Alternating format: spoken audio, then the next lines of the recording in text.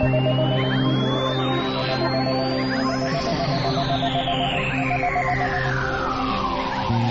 else feel like a little giggle when I mention my friend Dickus?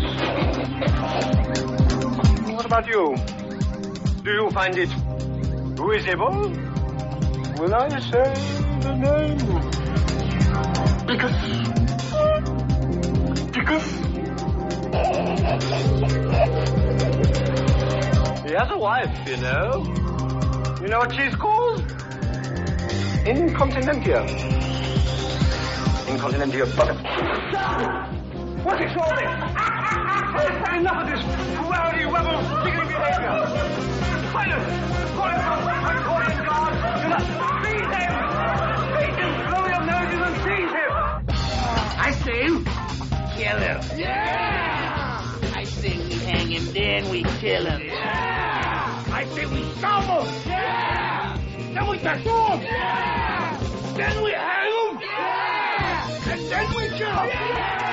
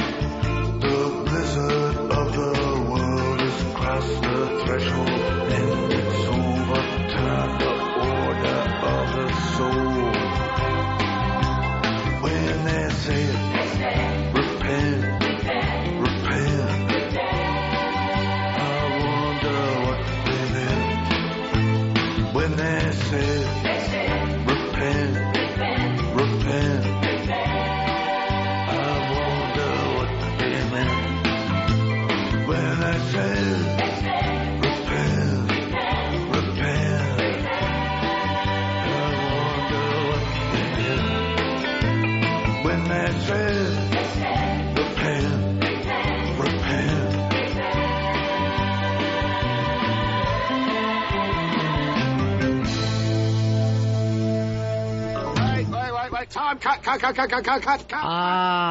That's a fucking joke, right? Buddies, Ron and Fez show. I'm Ron, there's Fez. Hiya, buddies. Earl and the Leonard Cohen today, huh, Earl? Yes, I love the Leonard Cohen. I love that voice like that. Leonard Cohen, there's a brand new documentary, Leonard Cohen, I'm Your Man. You two, Rufus Wainwright, Nick Cave, among others, are all in it. And we're going to have the director on the phone today? Yes, Leon Lutzen will be on the phone to talk about the film, which opens on June 21st here in New York City. Is that right? Yes. Just New York? June 21st in New York, June 30th in Los Angeles. It always kills me that so many of these great documentaries, they come to New York and L.A., and then they kind of go out here and there. And in the meantime, Cars is in 4,500 theaters. It's just, there's something deeply, deeply wrong with that. Yeah, if Cars took that long to roll out, or even, had to start in New York and L.A., people would be marching in the streets then. You know, this film Cars, it was actually playing in people's cars. You just can't stop it. It's everywhere at the same time. They ought to just, whoever puts this out, what is it? It's Pixar, right? Yep. Disney. They rent out the moon, they get a screen, and they shoot it on the moon and let everybody watch it in one damn night. And that'll be the end of it. All right, Ron and Fez show, 866-RON-0-FEZ, 866-RON-0-FEZ. We are going to be in D.C., next Tuesday, Fez? Next Tuesday, that's the 20th of June, we'll be there at XM. So we were told we could bring in a certain number of listeners. We thought it was going to be wide open for everybody. It's not, so we got a lot of response to it. But Earl had to weed through and, of course, pick some of the people out there. And when I say pick some of the people out there, check with Mikey Boy and think what he thought was the best idea. But so Earl made his picks. Then he sends out this email, and people sent me copies of it, where it looks like you're bossing people around, Earl. No, I just had to make things very clear on what was going on. I don't know if you can scream in an email, but you've managed to scream out no exceptions at least 3 times during this. No, again, I wanted to be perfectly clear about, and you know what also happened? Yeah. One person already said, well, can I do... Yes, maybe that's going to happen in life from time to time. But I don't want these guys getting an email that says, thanks for listening, we hate you. That's not the point of making this fun little trip. Now I found out it's Employee Appreciation Day. Yeah, Employee Appreciation Day at XM headquarters. Yeah, and so there's going to supposedly be a lot of... prizes for you, Fez. Oh, nice. Just the appreciation of what you've done here over the last 10 months. I hope I'm greeted with a bouquet and a lot of other things. No exceptions. And a lot of people don't realize this. In XM, Fez was the third employee. Third employee. He was right there at the beginning. Oh, I was there before the satellite was in space. But you had to carry your own lunch. You used to bag lunch it every day. Yeah, because, struggling little company, trying to get up off the ground, third employee. Yeah.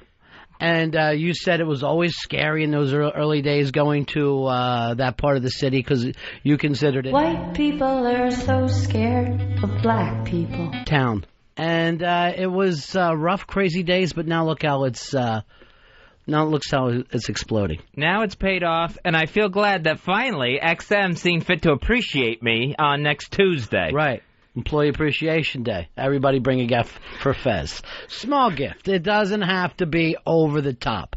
I'm going with a $25 and lower. Ooh. I thought that would be nice for everybody. If I could go home with just a big stack of $25 gift cards to different online stores. I'd rather see you opening stuff up, Fez. I'd rather see you going, oh my God, what is it? And, stuff for your cubicle. I know that you have a little cubicle and you like to hang up gag stuff. Well, a lot of times they have that competition for best cubicle decorations, and I like to win that every year, especially around the holidays, where I go totally secular. What's that mean? Just, I do some Santa Claus. I don't try to do a menorah and a Christmas tree and a Kwanzaa thing or anything. But Santa Claus, that's secular? Yeah, I think so. Saint Nick? Huh. Catholic. 100% Catholic.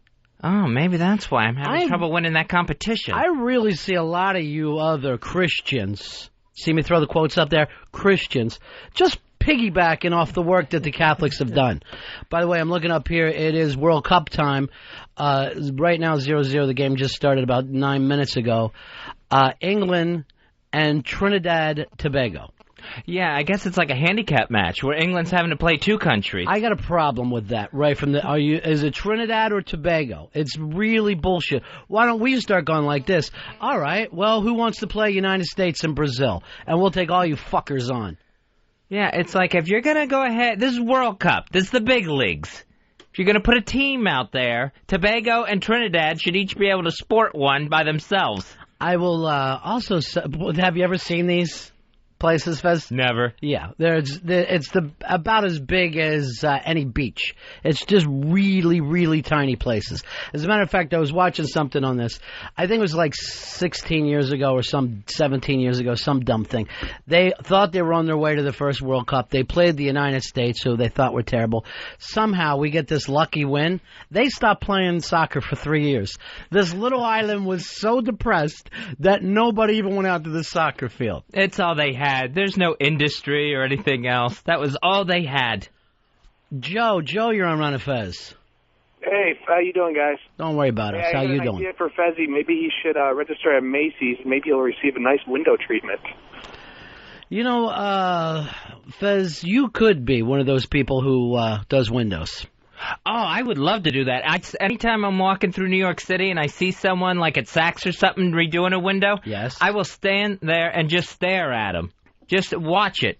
I get so caught up in that. Just stand there with your dick out, and then finally they're going to turn around and see you? I try not to batch, but if things happen. Ben's roll ass has a correction for me. How are you, Ben? Hey, pretty good. Hey, bud. I just want to let you know, there's no such thing as 0-0 in soccer. It's 0-0. Yeah, I got to get involved in that nil stuff, as I can't seem to bring... Every time I say nil, I think Nils Lofgren, and then I go over and grab one of the old East Street albums. And it's a waste of time for me. I'd never heard the 0-0 thing. Well, you know how they always say in soccer, 2-0, oh, yeah. 3-0, so it would be 0-0, 0-0. President Bush, he's had to apologize to an L.A. Times reporter. About there not being any weapons of mass destruction and basically the way he's behaved over the last 5 years? Oh, if he starts going down that apology slope, he's going to be sliding for a while. He made a phone call to this guy after a press conference at the White House. You're burying the lead here, Fez. Here's what the story is. The president calls on this guy yesterday who's wearing sunglasses. Let's take a listen to it first. Peter, you going to ask that question with shades on? No, I'm interested in the shade look, seriously. All right, I'll keep it then. For the viewers, there's no sun. I guess it depends on your perspective. Touche. So he's busting balls on this guy for wearing shades. And it's that his kind of frat boy humor that he throws out there. It's like, a little bit on edge, like, who's the new guy? Who's the new guy? So why is he wearing shades in front of the president? Well, we find out the guy is legally blind. So now the president has that awkward, didn't know. That's when he immediately went into his Muttley laugh of... Then he said, how can he write? How can this man possibly write if he can't see? It's a miracle. He would actually yell out at Ironsides, "What's with the chair, buddy?" It's just one of those things with him. You want to stand up when the President of the United States walks into a room? That's the thing. He sees these things as rude. Like, one of his big pet peeves is cell phones. If he hears a cell phone go off in a press conference... Because he doesn't know how to work one. He's just furious that this happened to the President of the United States. He sees a guy with shades. He sees it as disrespect. Well, remember, wasn't it Stevie Wonder that was singing for him somewhere and he actually waved to him? I'm not sure the President understands blindness. I think the entire concept of blindness is confusing to this man. Maybe the administration might help do something against blindness if they knew what it was.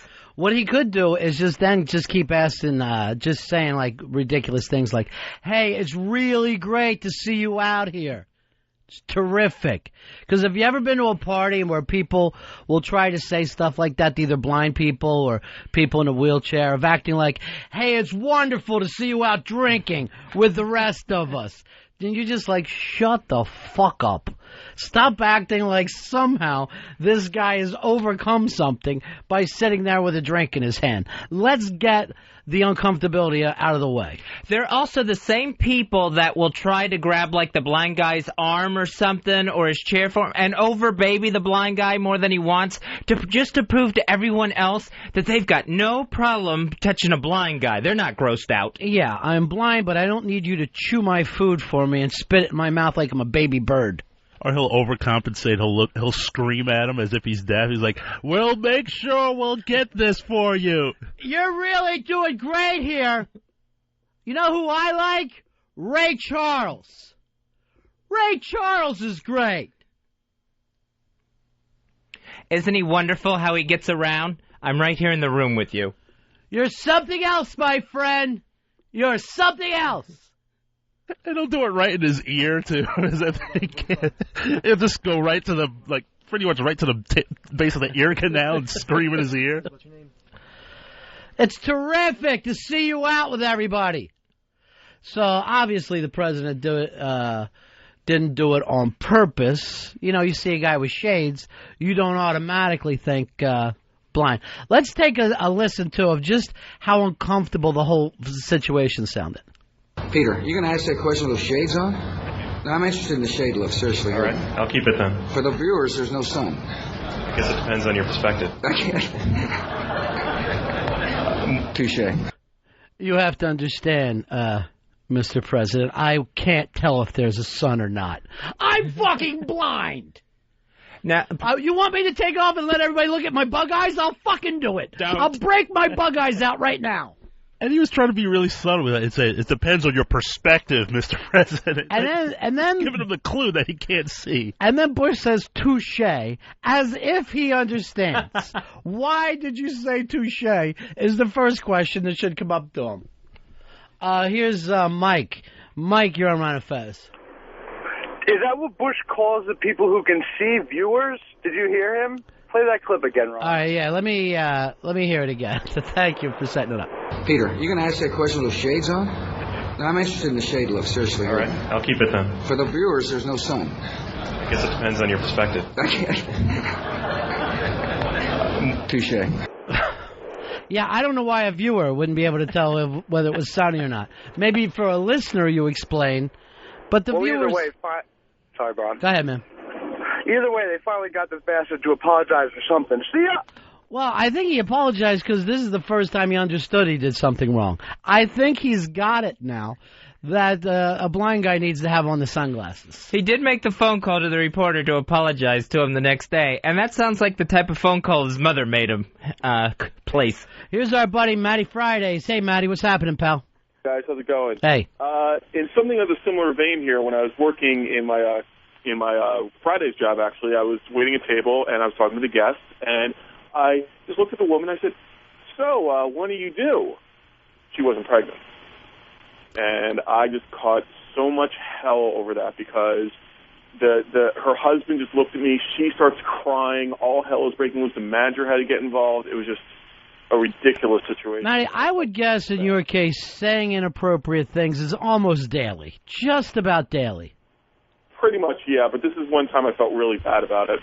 I don't know, on ronfez.net, you will see the heat attack him as soon as he opens up his pie hole. As quick as he will send something in to ronfez.net, the Matty haters come flying in. I'm surprised he's made it this far through a phone call without a social faux pas. I like somebody sent me this too, Matty. You and your new brother-in-law had a disagreement the other day. Future brother-in-law. Future brother-in-law, yeah. You're not married yet.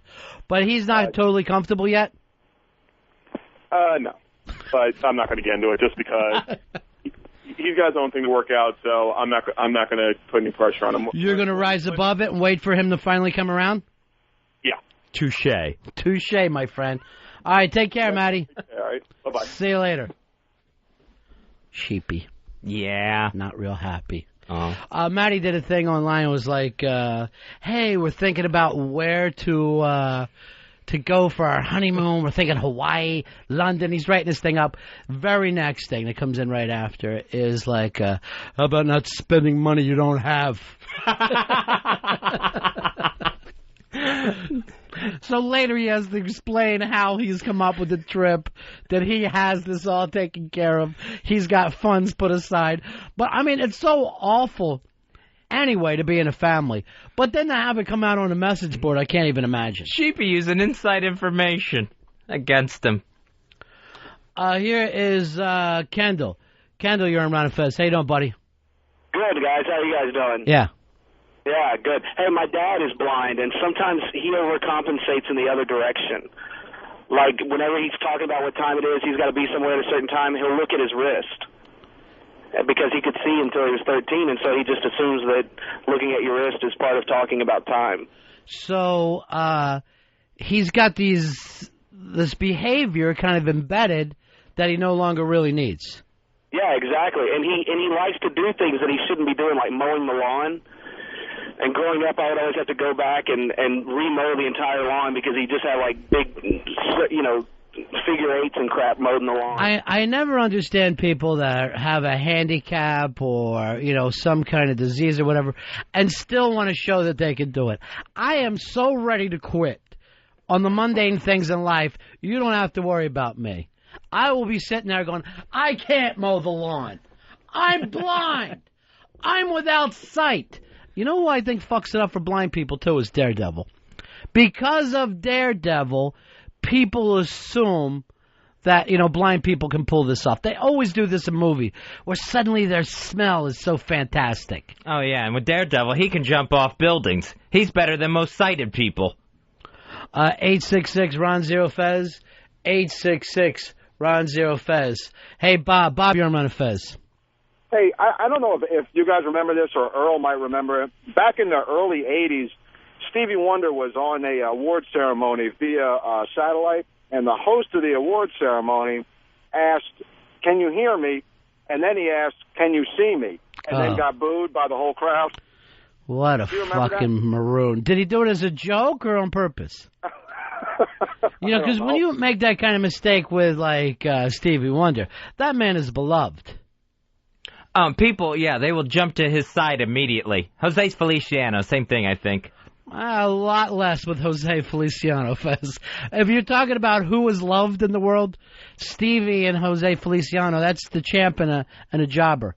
I remember particularly black people would just destroy Eddie Murphy because whenever he did a Stevie Wonder joke or a sight gag, he was just, they were like, stop making fun of Stevie. I know, everybody rolls into that same bit where the head's going back and forth, and it's the same, it's really been the same joke now for 40 years, the same Stevie Wonder joke. W.F. Clark, you're on Ron and Fez. Hey, yeah, how you doing, guys? Yeah. Listen, looks like Bush had a Ronnie Tupac moment. Yeah, where you just assume something like an idiot that is not exactly true. So what exactly was his apology? All I know is that he made what the White House was calling a contrite phone call to the guy. So I don't know exactly what he said to him, to the L.A. reporter. Here is Mike. Mike, you're on Ron and Fez. Hey, Ron. Hey, when I was younger, I was waiting tables, and I see this guy, and he's, like, bent over, and he's trying to lift something up on a table with one hand, like an appetizer tray. And I go over to him, and I say, hey, let me give you a hand with that. He brings his other arm up, no hand. Yeah, I've told this story before. One time when I was a kid and very, very drunk, I started a fight with a guy, only to find out that both of his hands were fucking practically useless. So I started a fight with a guy. I think I even shoved him and was doing the whole "let's go" dog shit, only to be pointed out I can't fight. My hands are useless. So then, naturally, I fall back into the drunken, quaaluded, "I'm so sorry, brother. I'm an asshole. You're fucking cool, and I'm an asshole." Keeping that so the apology now lasts an hour and a half, and I'm getting him beers, and I'm holding it up to his mouth. Only, like, I wake up the next day and go, I'm not going to do anything about it, but obviously I have a problem. I was at what I call the East Side Dave years of taking a decade or so for myself to go, this is really bad, I'm going to keep on doing it. I had the feeling the L.A. reporter got the same kind of apology from President Bush. Just the over-apology all drunked up. Here is Eric. Eric, you're on Ron and Fez. Yeah, hey, Fezzy. Yeah, buddy. You said that the president called the next day. Actually, the president called the guy within 2 hours, and NBC News last night had a quick little thing with the reporter, and he said that he's used to it happening, and he had no, he didn't feel any ill will towards the president. He said he realized it was just a mistake. Well, the president didn't know him.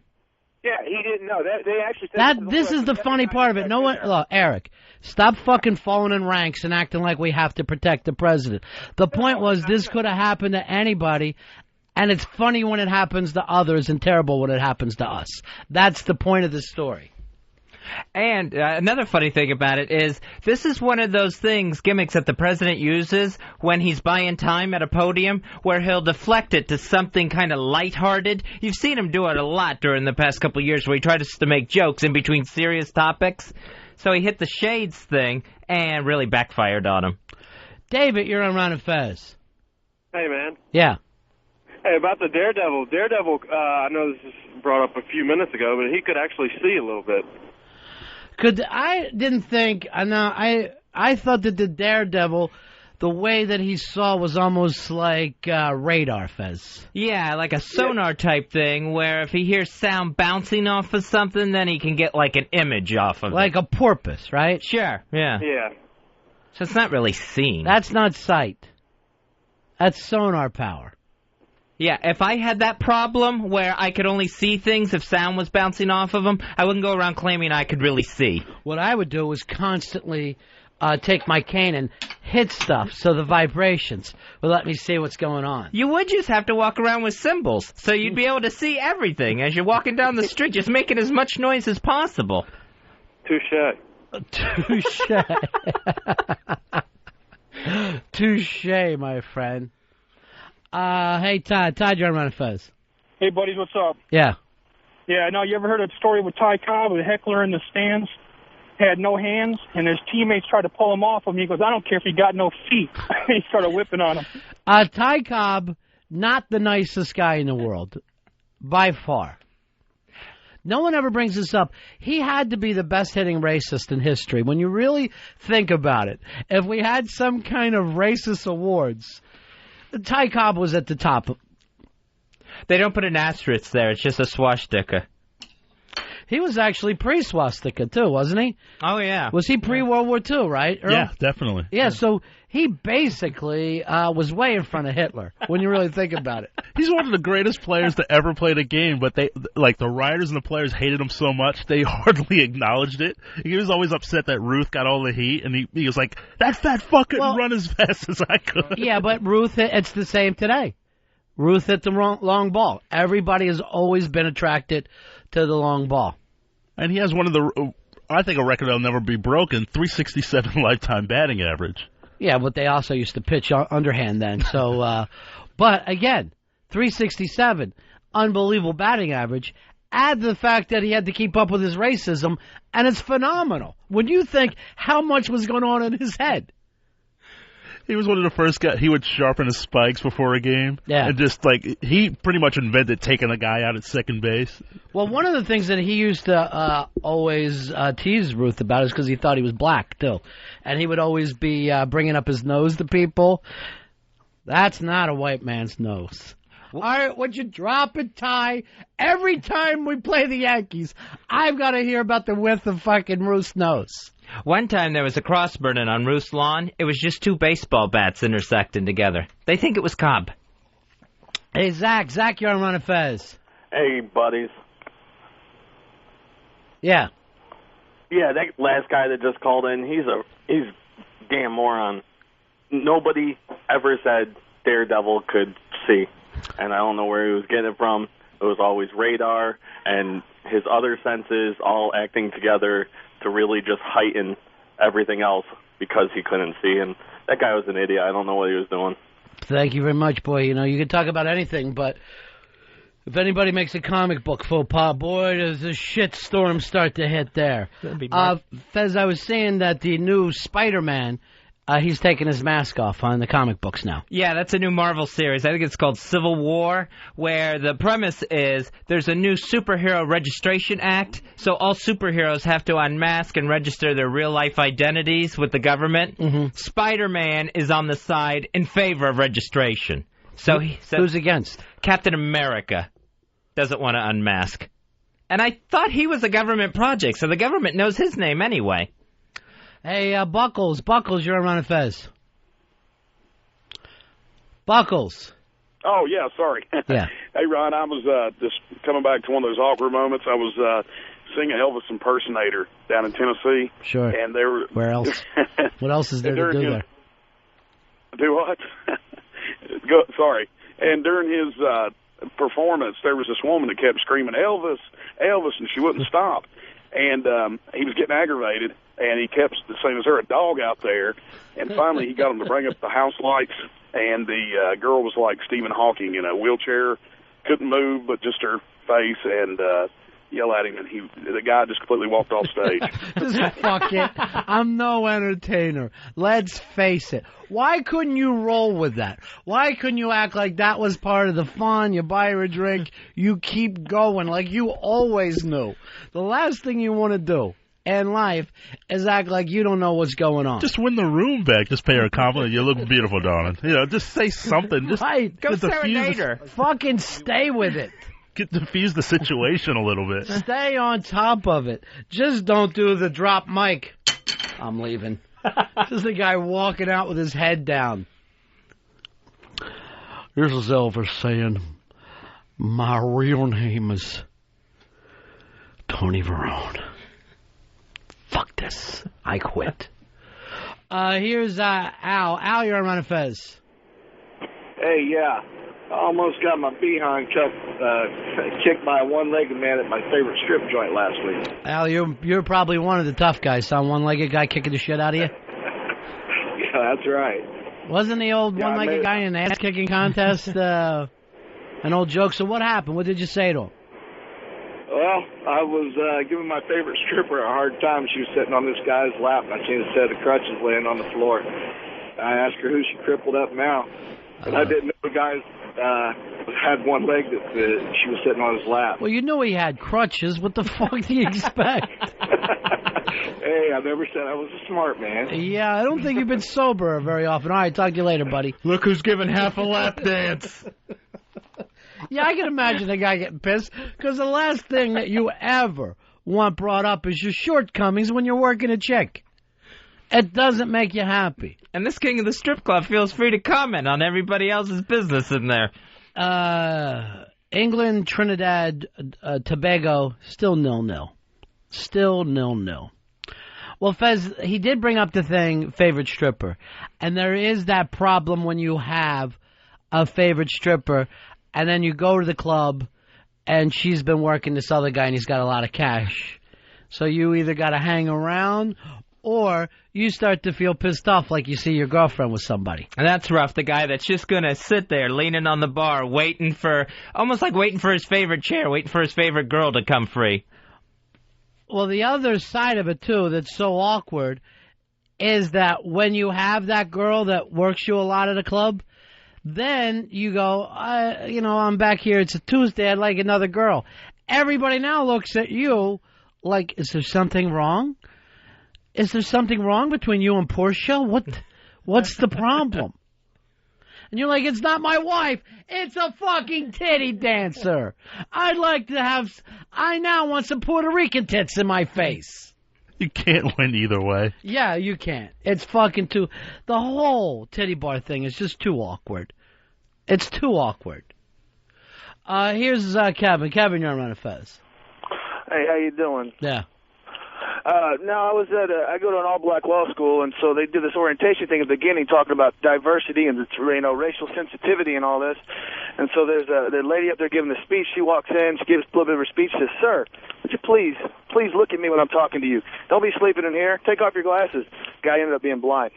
Yeah, I've brought this up before, too. When there was a substitute teacher in my 7th or 8th grade, and we had a kid with an eye patch. She thought he was just playing pirate, being a jerk-off. So she makes him remove the eye patch. And he's just got a fucking hole, like a cave right where his eyeball should be. Ooh, not even a bad eye. Yeah, just nothing there, right? It was like formed over. It wasn't like pus or anything, but it was just skin. This big optic fucking dent in his head. So he runs out crying from his one good eye, fucking like a pussy, running down the street crying, while we all just chastise her. Are you happy now? Are you happy? You're a fucking whore. You know, we just lost. Just your one chance, just to not even tee off on just a teacher, but an adult. And I mean, we were just leaving the floor, just screaming at her. After that, he probably takes 2 or 3 days off. He comes back to school. Fuck the patch. He's just walking around. Now the rest of us are forced to look at this fucking empty spot in the middle of his head. The well that is his eye. It was like one of the first days of high school. I can't remember what year I was in. So you know how like first day you try to get there a little early so you and your friends can sit in the woods and get fucking high outside, right? So high as a kite. I mean, high as high could be, bordering on tripping. I fucking walk into, my first class. There's the teacher, and you're checking out the chicks, new chicks and all. She stands up there. She's got a mannequin arm at best, right? So it just looks like this plastic.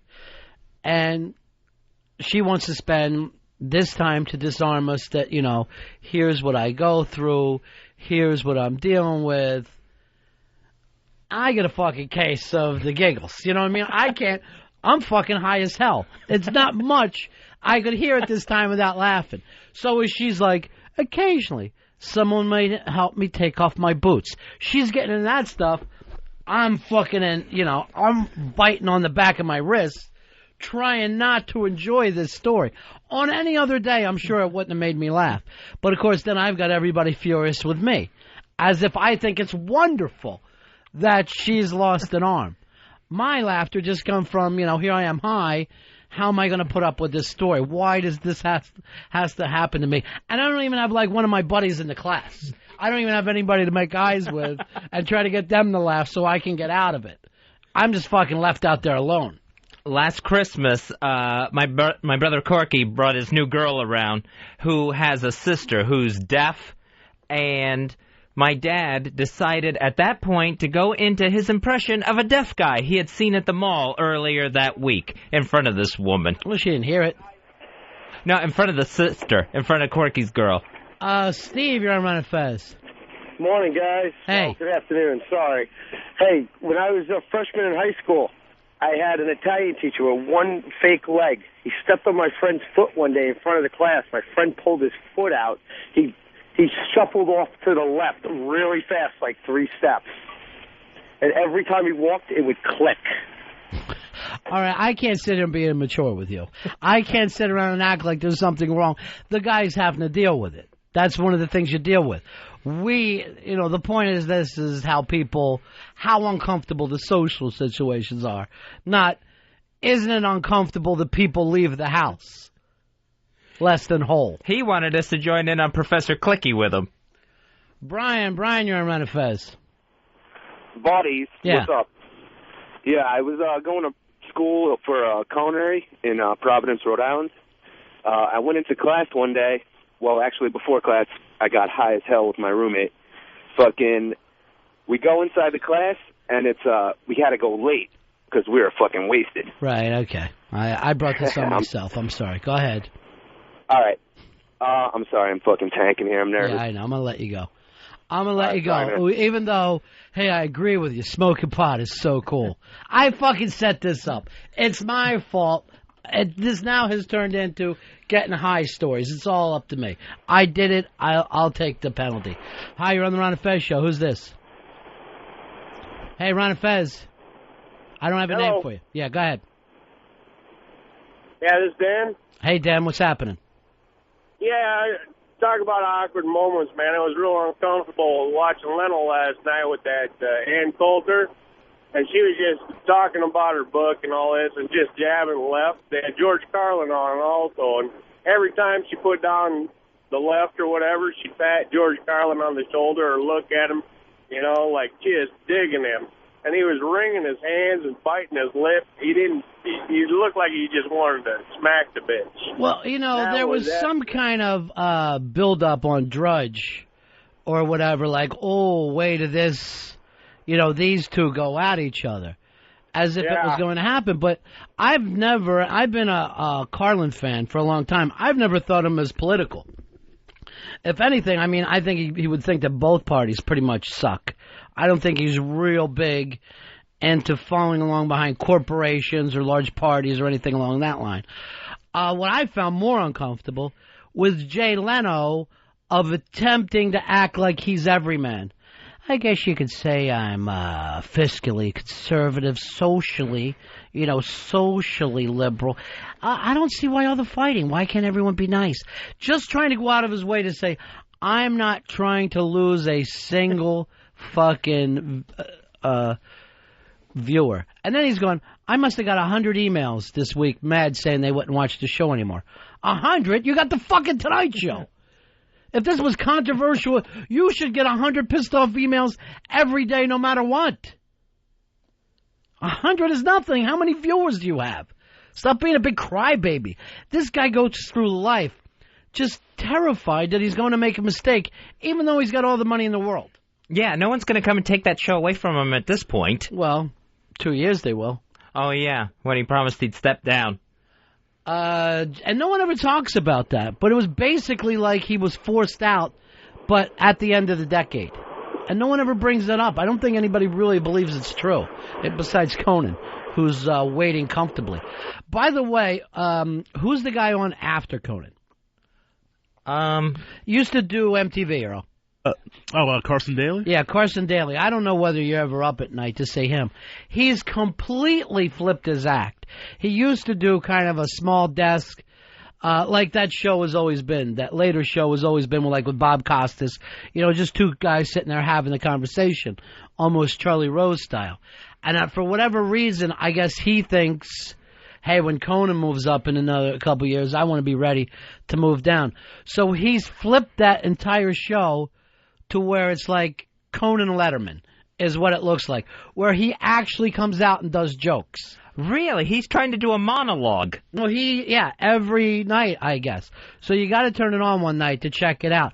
But he's got everybody's mannerisms. He'll do Jon Stewart a little bit. He'll do, every kind of that joke just bomb bit, the whole we've got no budget gimmick. It's so fucking uncomfortable. Just roll them all into one. I'm the best of everybody. I'm Carson Daly. It should just be called just a half hour of desperation. You can almost feel the breath leaving his body. Hey, Ron, you're on Ron and Fez. Hey, guys. Yeah. I used to work with a blind guy in Philadelphia. Whenever he'd walk down the street, he'd pound every street sign and every traffic light with his cane. And for weeks, all the big professionals wondered why he was doing this. They finally asked him, he said, because it feels good. Thank you very much, my friend. I got hit in the shins with a guy walking down the street in New York one time, swinging his cane back and forth. Crowded sidewalk, just couldn't get out of the way whatsoever. I saw him coming and just took that cane right across my shin. Did you take him down? No, I didn't. I did yell, ouch. Didn't he yell, I'm blind? I'm sorry your shin hurts. I'm blind. Who's the fucking one to be pitied here? I know. It's like a license to hit people with a stick. 866-RON-0-FEZ, 866-RON-0-FEZ. Coming up a little later in the show, we'll be talking to somebody, documentary filmmaker. A lot of feedback from yesterday's show with John Mayer stopping by. Yeah, it was very strong feedback, they love us. I mean, Who's they? The Mayor people? The Mayor people love us. I didn't know we had people. I got to get some people for myself. The Mayor's people. Yeah. Yeah, but the Mayor camp was very happy with it. Now, isn't he getting some kind of songwriting award tonight? Yes, he's appearing at the Songwriters Hall of Fame tonight at the Marriott Marquis. Is he getting the award or just performing? He's being honored tonight, along with Alan Klein and Chris Christopherson. Jesus Christ. Chris Christopherson's been around a million years. Yeah, like 35 years or so. If I'm Chris Christopherson, I'm like, okay, Mayor gets his award today. I've got to wait 40 years after Janice dies. Now people are willing to give me an award. I should have got it when I was younger, too. Yeah, Christopherson's a total badass, but yeah, Mayor's getting on it tonight at the Songwriters Hall of Fame. I'm a huge Christopherson fan. I went and saw him last summer, as a matter of fact. Amazing songwriter. Yeah, I mean, my favorite was that Jesus Was a Capricorn? You almost can't even start in the favorites. He's written so many, literally, classic songs. Classic songs. Hey, Bulls Balls, you're on the Ron and Fez show. Lost you, pal. Steven, you're on the air. What's up, buddy? Yeah, I used to be a substitute teacher, and I was trying to get the class started, and this kid was showing pictures from his bar mitzvah to everybody, and I was like, "Listen, could you please put the pictures away? It's time to start class." And he was ignoring me. I asked him again, nicely, and then I asked him again nicely, and finally I said, "Come on, Hanukkah boy, put the pictures away. Let's go." And the kid just started crying, and he ran down to the office and ratted me out. That was the end of my career. Yeah, but it's funny. I mean, you wouldn't get in trouble for calling someone birthday boy or Christmas boy. I'm going to say this: if a kid is showing off, no, you were wrong. Yeah, you were definitely wrong. You can't call people Hanukkah boy. When you really think about it. Maybe if it was his Hanukkah pictures, you could have got away with it.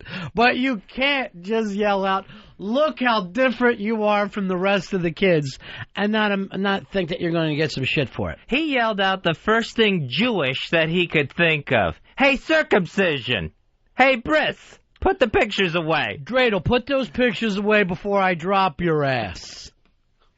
Hey, Holocaust! Do me a favor, Henny Youngman. Put those fucking pictures down now. But these things happen in life. What are you going to do? Sometimes you lose yourself, Fezzy. He was just a sub. Yeah, it's nothing. He really didn't lose much in the big scheme of things. Dave, you're on Ron and Fez. How you doing, buddy? Hey, Ron, how's it going? Good. Hey, listen, I wanted to bring up the Ann Coulter thing again. I don't know if you watched that last night. You mentioned something about it. Did you notice how she pointed out that liberals always roll out victims like Cindy Sheehan to make their arguments for them so that you can't... yeah, that's her point behind this, right. It drove me nuts because the first thing I thought was the Republicans are the kings of doing this. I mean, the whole support our troops thing, where anytime you argue about the war, they immediately say, "Oh, well, you don't support our troops." And it's like, oh, come on, you can't make that argument. Or the fact that Rudy Giuliani now uses 9/11 as a way to raise money. His 9/11 story is being sold constantly over and over and over. And, I mean, we're all appreciative of what he did on 9/11, but you can't keep fucking tying it into this is why we got to get this senator in Iowa elected without thinking people are going to start and get pissed. So the Republican National Convention in 2004 was pretty much based around 9/11 and... Fat ladies from Arkansas are crying as they're watching the tapes roll. And yeah, I mean, both sides do this shit.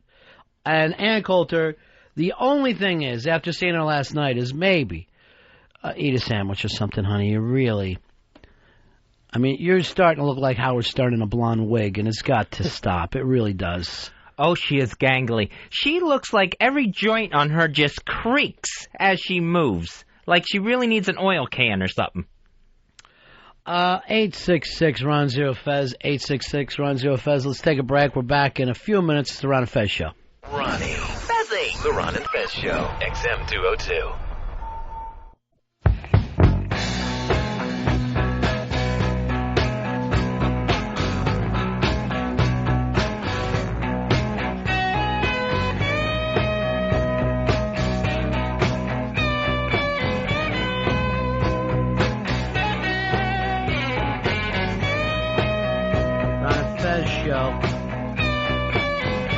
Is this mic okay, Fezzy? I think so.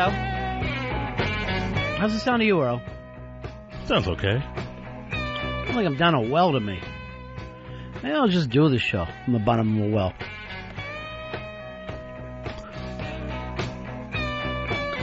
New report out saying once again New York City, safest big city in the country.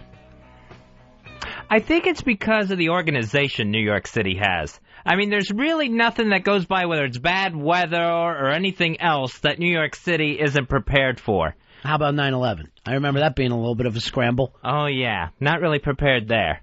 You know, they never threw that into our murder thing either. That kind of got on my nerves. The murders should have spiked up 2001. Because weren't those people murdered? Totally murdered. But they did not show up on any of the crime reports. Yeah, and it would have been even worse for that month of September. Just have all of a sudden 3,000 in 1 month. Yeah.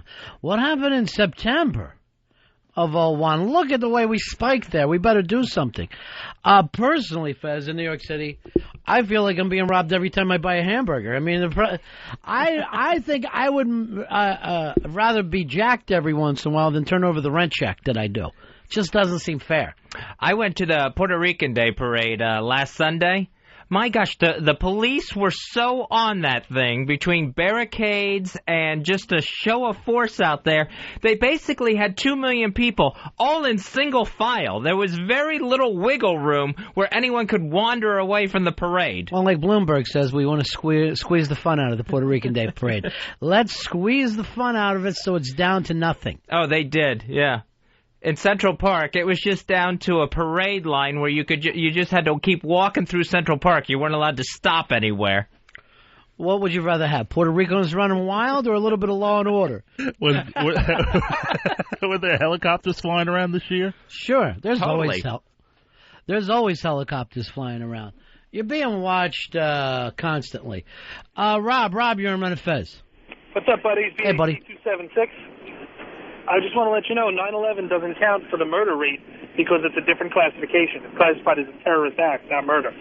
I still see that as murder. I mean, most of the time, if you look at a murder, it's somewhat of a terrorist act when you think about it. Well, there's different kinds of robbery, too. Like there's robbery, armed robbery, manslaughter, depending on what goes on. So you're saying that year it would have just went into the straight terroristic act part? Absolutely.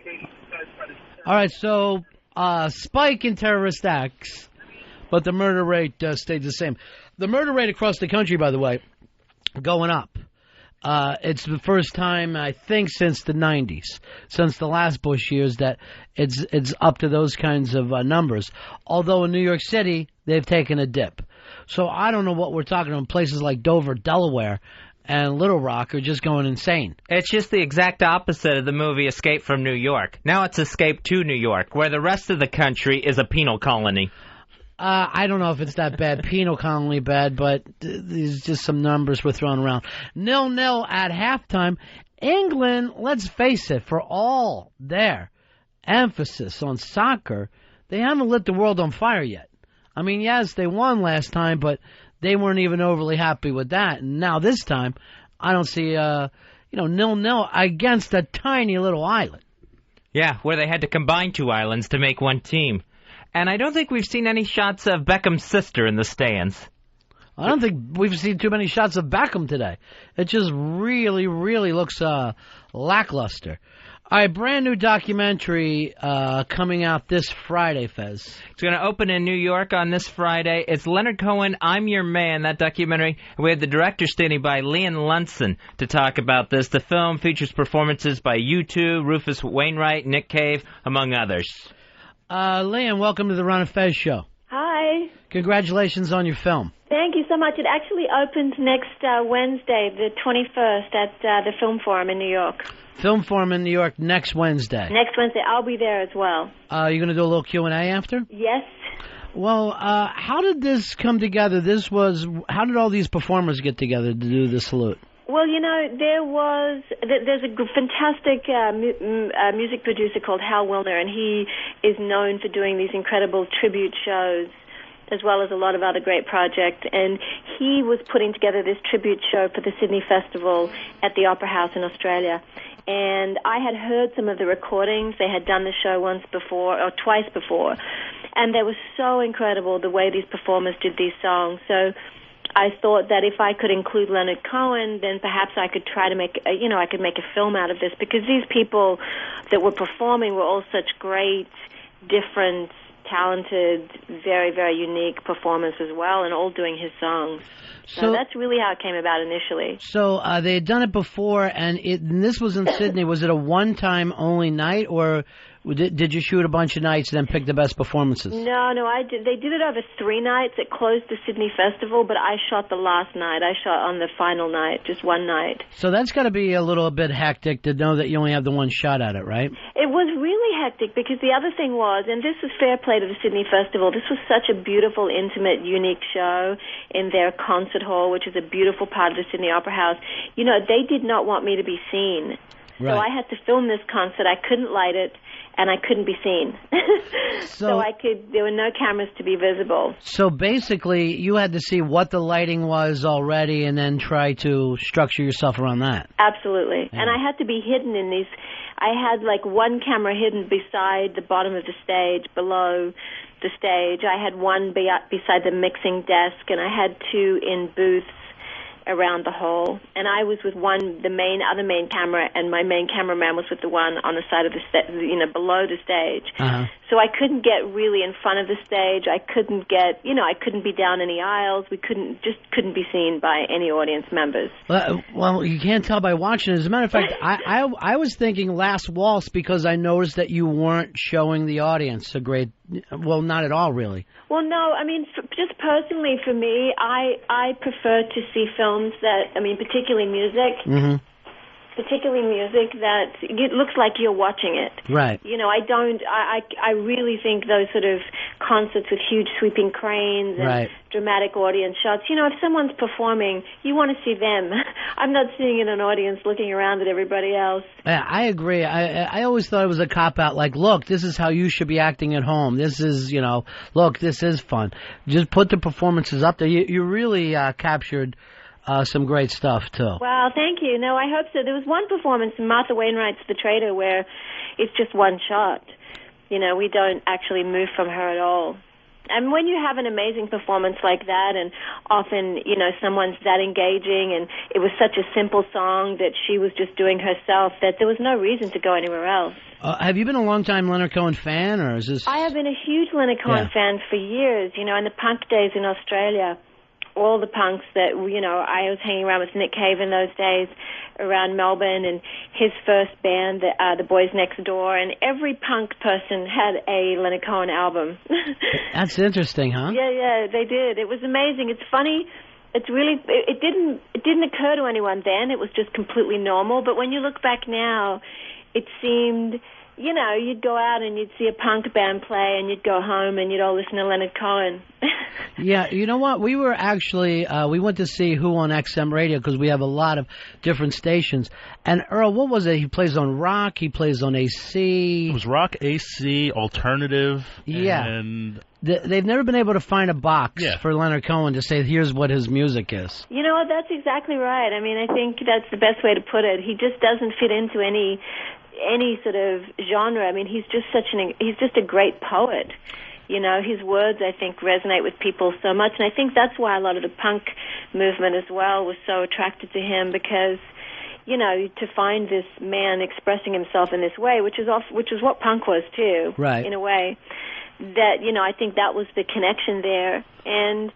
And then you got the other extreme of the sort of very soft hippie sort of movement that embraced him as well. So he really does cross the board of being, you just can't put him in a box really at all. And that was what was so great about this concert, because each of these people that were in the concert was so different. Right. They all had their sort of, and I felt like when I got to Sydney that these people were all part of this patchwork quilt that sort of made up Leonard Cohen in a way. Yeah. Which made the film, I thought, could make it interesting. I thought so, too. I thought it all came together, and the interviews that you did with Cohen I thought was amazing, because he has such an amazing voice and look, and he's such a storyteller. And yeah, no, he really is. And we did those very, very low-key. It was just myself and my camera. At his house, I have a small camera. So did you already know most of those stories about him being a monk or all, or those things are just kind of popped up? I sort of did. Most people... Come here. Most people knew that he had been sort of up on Mount Baldy, and so I knew a fair bit about him. Obviously being a fan, I knew a fair bit about him. Mm-hmm. But a lot of the stories that, he told me on film, were the first time I was hearing them as well. And I had to tell you, and I was talking about this yesterday, too, with some friends. The one performance of the British guys at Anthony, is that his name? Yes. I thought it was one of the most amazing things ever captured on film, and I had never been a fan of the guy before, so I didn't know him. Well, nobody did. I mean, I think he was added to the Sydney show a week before. Yeah. Laurie Anderson had been in the previous shows, and none of the audience in Sydney knew who he was, and he came out and just completely floored everybody. Yeah. And after I think the show on the Sunday night in Sydney, he was performing to a packed out club on the Monday night spontaneously in Australia. Right. He just completely set Australia on fire, and he's such an extraordinary performer. Yeah, and I agree. And there wasn't a day when I was cutting that portion, well, all of the film, where, particularly in that spot where I just didn't bawl my eyes out through the whole song. Yeah, it was an amazing performance. Well, congratulations with this. I wish you all the best with it. Thank you. I hope people go and see it. It'll send a message that we need to see more films like this, too. But I hope a new audience, discovers him through this film as well. I do, too. I think it's a great introduction to him. Thank you so much. Thanks so much for talking to me. All right, bye-bye. Bye. It's Leon Lunson's new documentary, Leonard Cohen, I'm Your Man. It's going to open in New York on next Wednesday, June 21st, and in L.A. on June 30th. If you want more information, you can go to LeonardCohenI'mYourMan.com. Earl, maybe we should go to that Wednesday thing, because I saw this on the DVD, but I think I might like to see it on the big screen with the speakers. Yeah, we can definitely make that happen. And I'm dying to see the movie. I love Leonard Cohen. Wait a minute, are we going to be away then? No, we'll be back. We'll be back by Wednesday. What are we doing Wednesday? Isn't somebody odd coming in on Wednesday? We have Larry Clark. Oh, jeez. Larry Clark's coming in on Wednesday. That's a little nerve-wracking, huh? That's the yin and the yang right there. Yeah, it is. That's a dark filmmaker, man. Oh, that's gonna be odd. Let's make sure no one. Let's make that bring your daughter to work day here, and then Larry Clark's sitting around, just seeing him just look over young girls. Have you ever seen any of his films, Fez? No, I don't think so. Kids, Bully, they're so uncomfortable. Jeez. You watch them and you got your hands in front of your eyes. You know what? I did see Bully, and that thing is it's high school kids, and it's still frightening. It's just gross and disgusting and dark. High school kids can be frightening. There's no doubt about it. That movie reminded me of... I think it was the first Keanu Reeves film, River's Edge. That thing made me hate kids, too. There are some films out there where you're just like, nothing is more dangerous than a teenage boy. They can be so cold and heartless, so frightening. And just out of control. Like, I have no idea, end up killing somebody, just on the spur of a moment. There doesn't have to be any premeditation. No, not at all. Now, remember, what was that movie, Menace to Society? It was another one that was just so highly disturbing because it was just an out-of-control teenage boy, black teenage boys. Was that the first John Hughes movie? Is his name? What is his name? The Hughes brothers? Yeah, it was the Hughes brothers. I don't know their names off the top of my head. I don't know either. But they were just... John Hughes is the teenager. Yes. He made teen years look okay. Pretty in Pink. He made them awkward and silly. Yeah. They're just geeks. Yeah. But Menace to Society, they were... I think the character O-Dog, he just killed, and as if it was like, brushing your teeth or something. Was that the one with Ice Cube?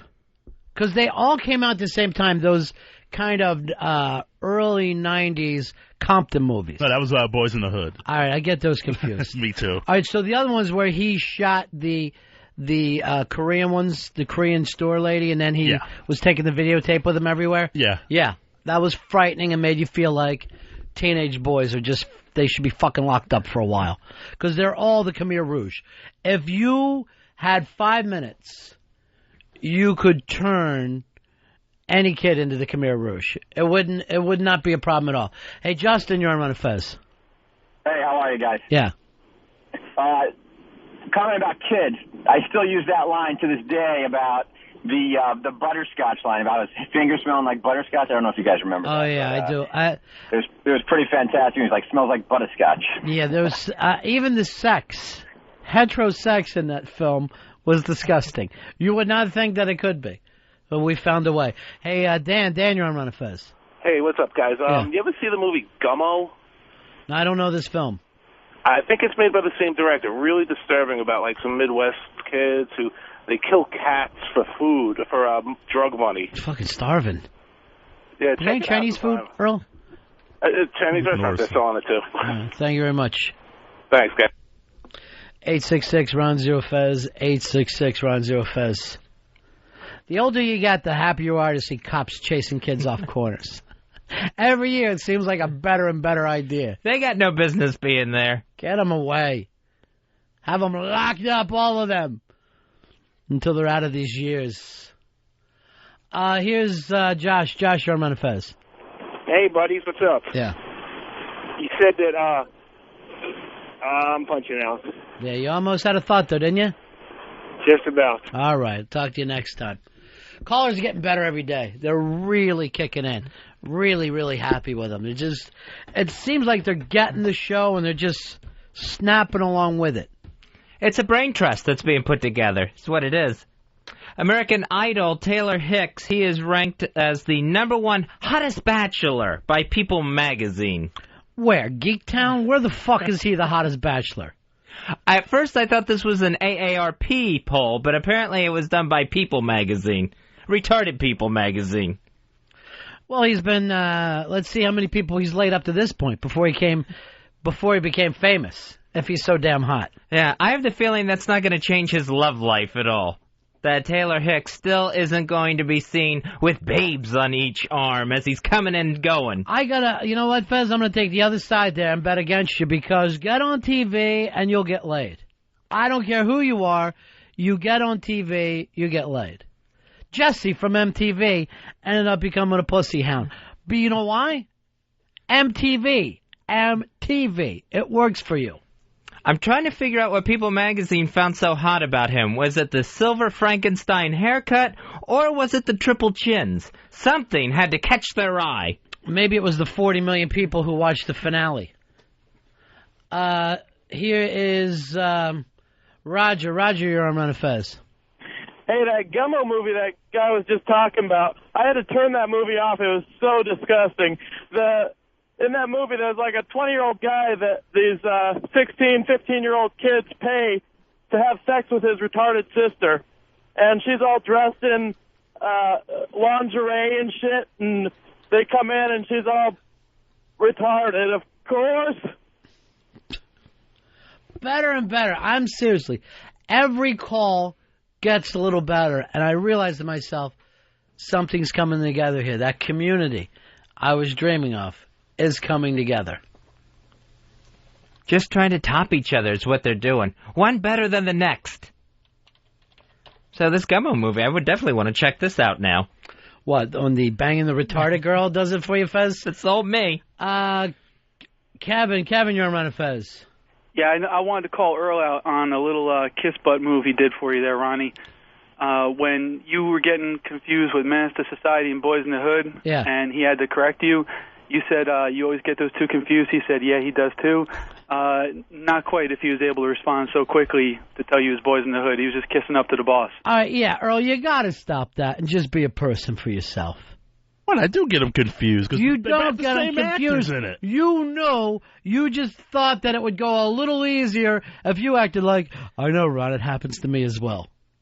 No, I get that confused. I get it confused with the spoof movie that the Wayans brothers did on I'm going to tell you right now, I bet if I shit myself, you would do it right after so no one would know where the smell was coming from. I would not. You are that loyal that if I shit myself, you would quickly do the same to make it feel like that's what happens all the time. Just say you shit yourself so Earl will do it. Here is Evan. Evan, you're on Ron and Fez. Yeah, hey, Ronnie, I wanted to find out, if Earl's such a diehard Yankee fan, you got to watch all 162 games to be a true fan? That's what he said. What's he doing, not working now? Earl, Yankees are on right now? Bottom of the first, no score. Why do we got both TVs lined up for World Cup? Why don't you have a Yankees TV on? That I didn't even know today was I forgot today was a day game. So you're not a Yankee fan? I am a Yankee fan, but you guys want to have a news channel in here. Oh. Why? Who wants a news channel? Just to see what's going on in the world. What we want to see going on is the Yankees. We want to have on World Cup and Yankees. That's what's going on in the world. What am I going to wait for Bush to make fun of a guy with a fucking hearing aid? That's not my idea of news. Take out that iPod. Yeah. 866 Ron Zero Fez. 866 Ron Zero Fez. Have you ever wondered about this?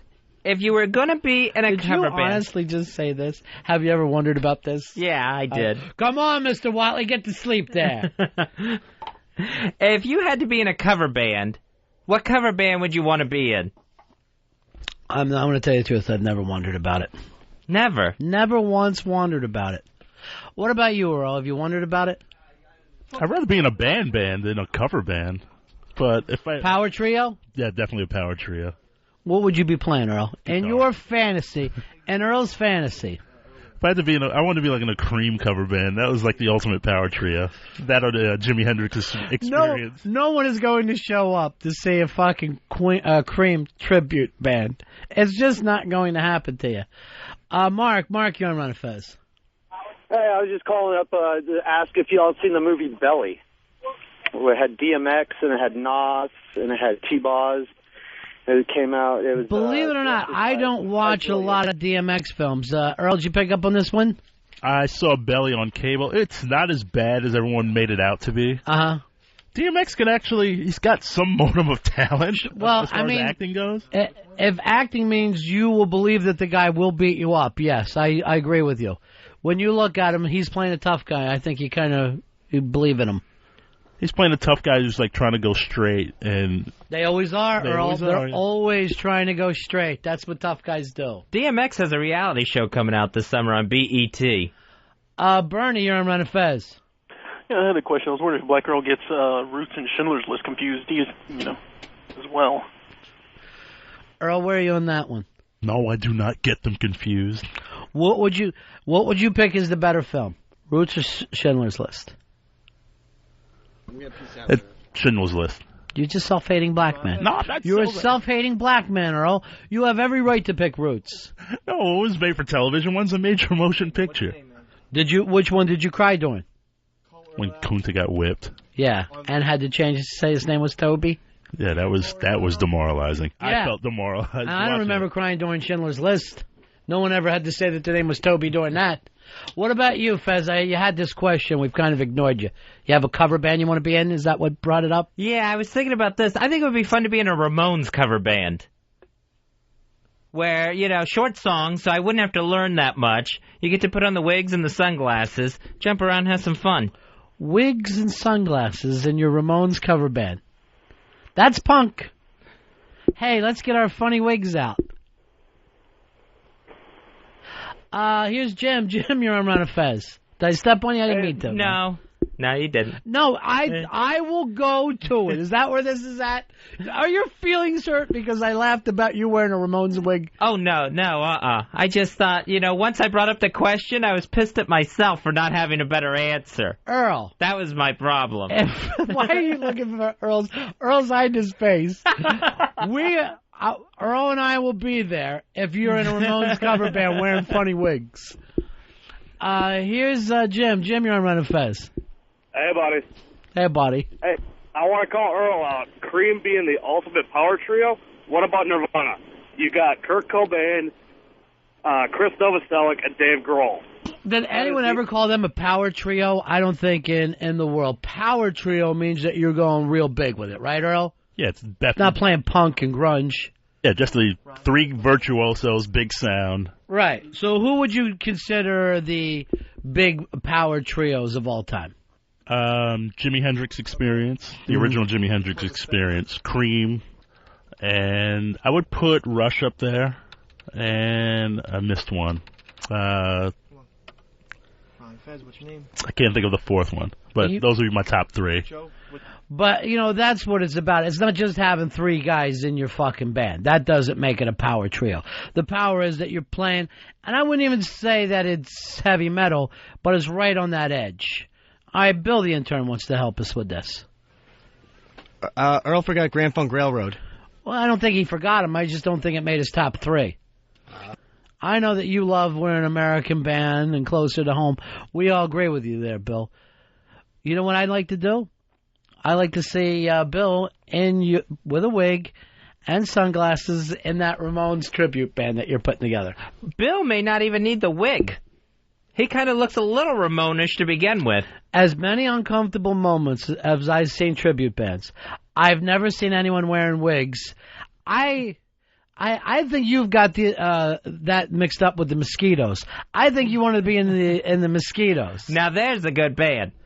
Here is Steve. Steve, you're on Ron and Fez. Hey, I'm with Fez on this. What's better than 3-minute songs as fast as you can go? Beat on the bat with the baseball bat. I mean, what kind of song titles? The lyrics are beautiful. You know, KKK took my baby away. You got to be kidding me, Earl. You don't want to be part of that? Earl, do you want to be the only black guy in a tribute band for the Ramones? You'll have to wear a wig. That's one of the things. Oh, I would be in a Ramones tribute band. That'd be great. There is a documentary. I think it's just called Tribute, and it plays quite a bit on TV. And it is so cringy, fantastic, funny, awful. Hide your eyes to watch these tribute guys and the way they live their life. And not only then, but they're hideous fans who suddenly pretend they're at a Queen concert. It is so awful that you can't stop laughing. It just doesn't stop off the stage. I got to check that out. David, you're on Ron and Fez. Hey, I could see Fez in the Queen cover band. He's wearing his wigs at a Ramon cover band. Do not change this on him. Spandex isn't going to help me at all. Why wouldn't you grow your hair out, Fez, if you're in this cover band? I don't think I could. My hair just does not grow. It gets to a certain length and it just stops. You act like I don't know you all these years. You act like 2 years ago you just didn't have a huge head of hair. Remember when you stopped, you didn't cut your hair for like a year? Yeah, but I mean, even after a year, it really wasn't that long, was it? It was very, very big. It was very thick. It was craziness. It just didn't seem it to me. You think your hair doesn't grow? Yeah, I mean, I got my head shaved in February, I think, and just now had to go get another haircut. To me, that seems like a long time to have to wait for a haircut. This is an odd show. We do a very, very odd show. It is. I think I add a lot of the oddness to it. No. You're the normal one. On this show, you're the normal one. I want to see you and Stalker Patty do a White Stripes type of band. She's the singer, of course. You're playing drums. That would work. If you've got $45, I know that you can buy a drum set from Dave. Tony, you're on Ron and Fez. Hey, I'd love to see Fez. He has an Elton John cover band with maybe Earl as like the Black Bernie Taupin. Earl, would you be willing to do that? Would you be my Black Bernie? I see Earl more as a Shel Silverstein. Every time I see Shel Silverstein, I think of Earl. Did he write A Boy Named Sue? Yeah, among many other things, Earl. Cover the Rolling Stone. You a fan of his at all, Fez? I'm a fan of those songs. I didn't know who wrote them, though. What about the books? No, I'm not aware of the books. The Giving Tree, all those kids' books, Where the Sidewalk Ends. Never read those. I know that you have. I know that you know these funny little poems from when you were younger. I guarantee you do. Here is Seth. Seth, you're on Ron and Fez. Hey, Ron. Hey, Fez. If your life was an 80s movie, what do you think it would be? Maybe Fezzi's would be Pretty in Pink. Fez, what are you going that one? If your life was an 80s movie. If my life was an 80s movie? Mine would be Die Hard, because I feel like every day, I'm getting wounded. Footloose, but I'm Willard in it. Which one was Willard? The one who couldn't dance, Chris Penn. Why are you so hard on yourself? You act like you're bald. You act like you can't dance. That you couldn't be in a Ramones band. What's today's Fez thing? I noticed there's something odd going on. Oh, well, was it John Mayer attempting to out you yesterday? Oh no. That uncomfortable moment we all had. That was an uncomfortable moment. I don't know where that came from. People are curious. I get that question to me every day. Last person that asked me was Wiki. Really? Mm-hmm. He finally says, "This is driving me nuts." What is he? Doesn't seem like something a supervisor should be asking. Well, I mean, he asked it more as a friend. It wasn't done in an official justification. But people are curious, just so you know. Huh. It's odd. I don't think it's anything to be curious about. Everyone's curious but Fez. He's the only one who's not curious. Toby, you're on Ron and Fez. Yeah, I just want to say, Earl, you forgot about the little old band from Texas. ZZ Top. That's it, baby. How? How do you forget ZZ Top, Earl, when you're sitting there talking about power trios? I don't know. You never really think. When I think of power trios, I don't know, like really heavy bands. Right. Not really hard. It's not hard rock. It's not metal. It's just heavy. You know what I mean? It's just somewhere in the middle. What about that shack outside LaGrange? And you know what I'm talking about. Come on, Earl. This isn't a power trio deal. Rumors spreading round. This is how Earl's sitting down south in front of some shack just singing this fucking song down in Texarkana. And you know what I'm talking about. Just let me know if you wanna go to that home out on the range. They got a lot of nice girls.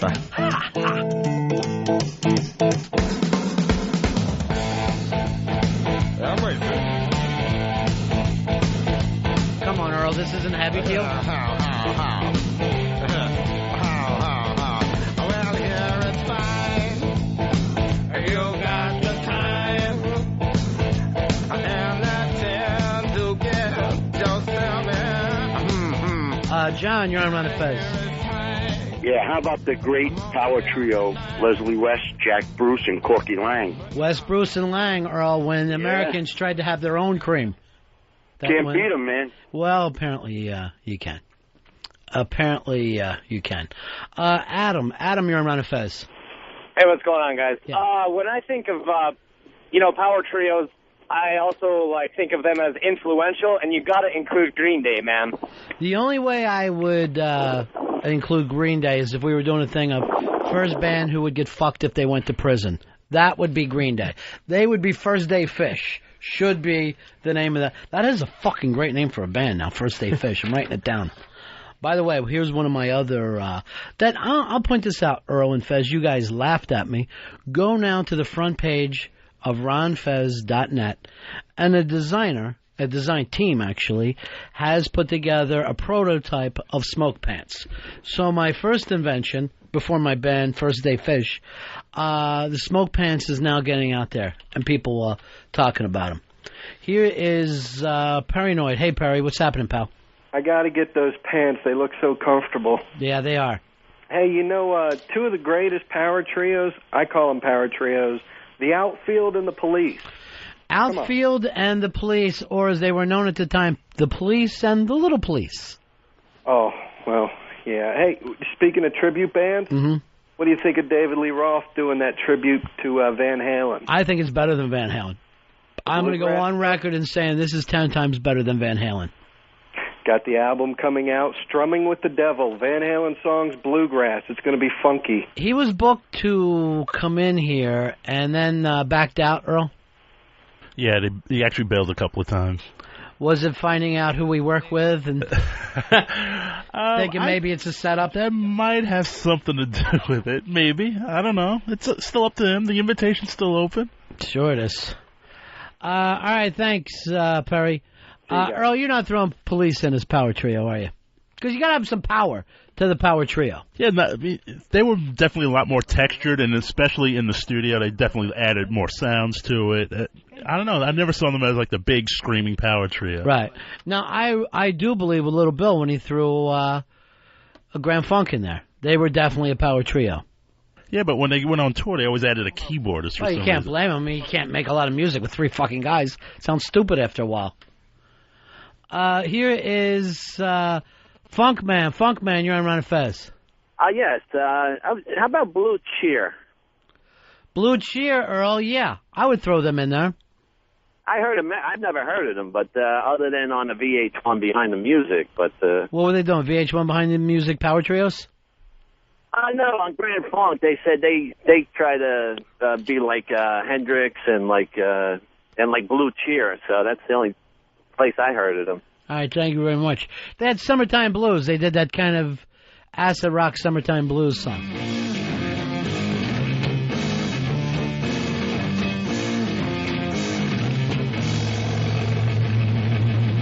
Lupe, you're on Ron and Fez. Hey, how can Earl be at NEW and not even remember or talk about ELP? I mean, talk about Power Trio. It was just the three guys.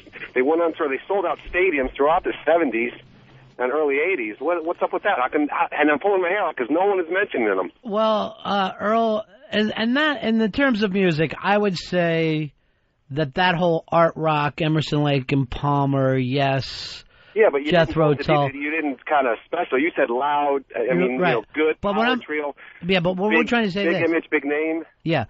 That is kind of the embarrassing part of what happened with rock music there for a while. I didn't say it wasn't. I'm just throwing one that you got to put up there in the top 10 easily. That's like saying to a woman, hey, how come you never bring up that you were raped? You never talk about your rape and what went on.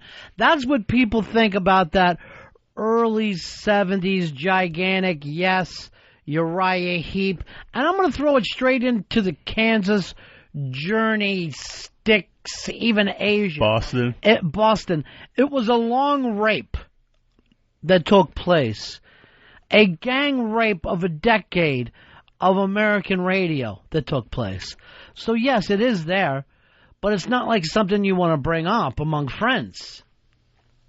It's not like a woman's going to go, oh, yeah, and then after that, I forgot to tell you, he dropped a load in my ass. That's not conversation, Fez. No, it's not polite conversation. I know that much. Rick, you're on Ron and Fez. Hey, BAC 2025. What's up, guys? Hoo-ah! Way to go at school. Thanks. Love you guys. Ronnie Fez, you guys are the greatest. You guys are getting the greatest power trio of all time, guys. That's Triumph from Canada. Rick Emmett, the greatest guitar player in the world. I'm looking up. I wanted to see if Kerry Kurlop was making this call. Kerry Kurlop was always trying to push Triumph on us.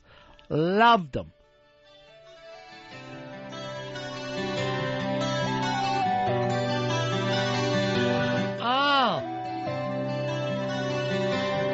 Painful. Something's at the edge of your mind. You don't know what it is. Something you were hoping to find. You're not sure what it is. Awful. Then you hear the music and it all comes crystal clear. Music does. It's Other Rush. This reminds me of walking back from the bathroom at fucking YNF going, fuck, what am I doing for a living? It's awful, terrible stuff. All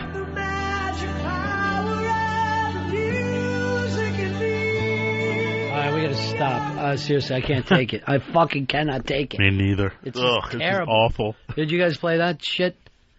Was NEW on that turd fucking wagon? Barely. I swear to God, I think Muni literally threw the records out of the window. Kerry Kurlop was just fucking piling them one on top of another. Hey, we might be able to get Triumph to come by. Stop it.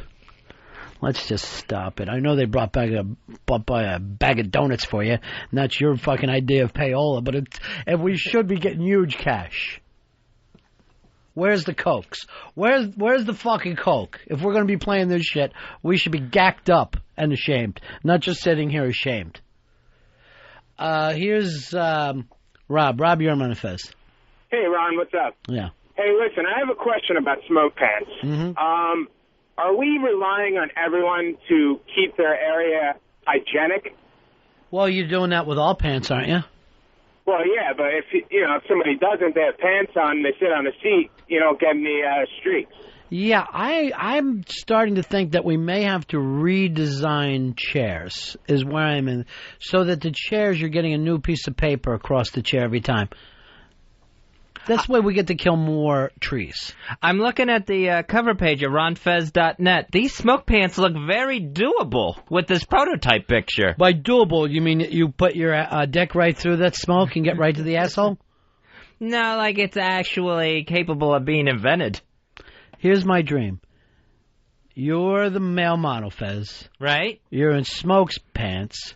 You got a wig on and we're playing Ramones music. I don't know if the smoke pants go with that. Taylor, you're on Ron and Fez. Hi. Yeah, how are you, kid? Hi. Yeah. Speak up. Mesa, Arizona. Yeah. You're on the air right now, kid. Really? Well, the Yankees are losing 2-0 to Cleveland. Who helped you make this phone call, kid? What? Who helped you make this phone call? I don't know. I will hop on a plane, come to Mesa, Arizona, throw you in the trunk of a car, and drive you around the desert. Okay. All right? Okay. Put on a wig and some lipstick. Okay? Okay. All right, talk to you soon. Okay. Oh, and remember to also take that lipstick right across your belly. I'm bad. That way I'll know it's you. All right, talk to you later. All right, so the special ed schools are out already for summer in Arizona. Fez, you took him down a step, huh? Brendan Fraser, he's going to play fashion designer and Studio 54 regular Halston in a new biopic. The author of the book that the film is based on says Halston will do for Brendan Fraser what Capote did for Philip Seymour Hoffman. So I guess we're going to have Oscar winner Brendan Fraser.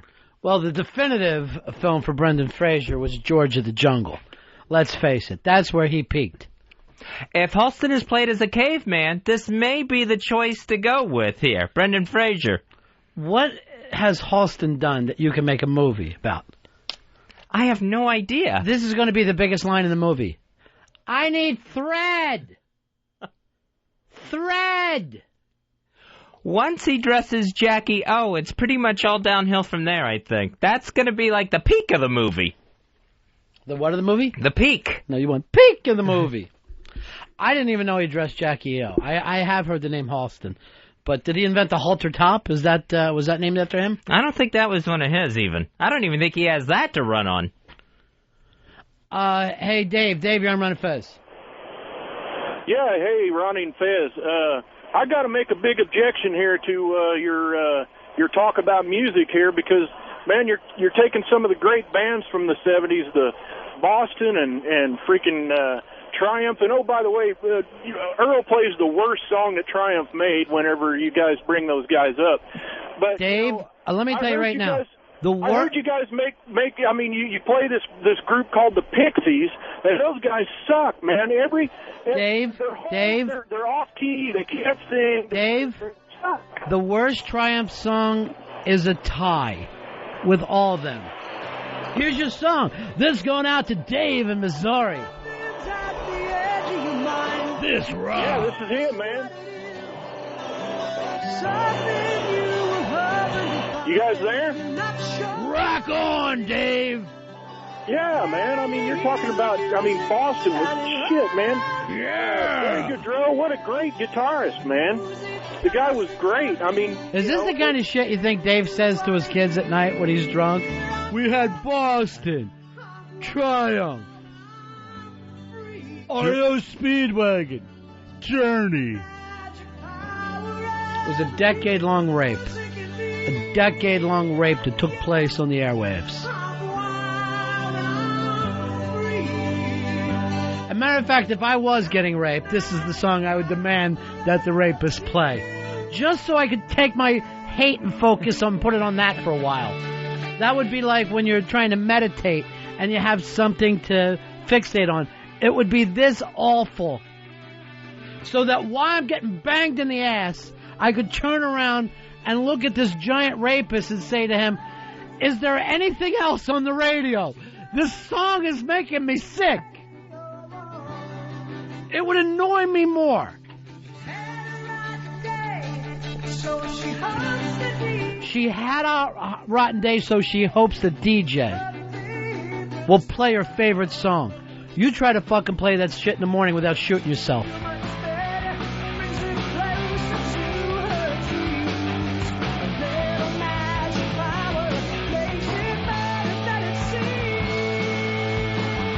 Don't stop raping me until this song is over.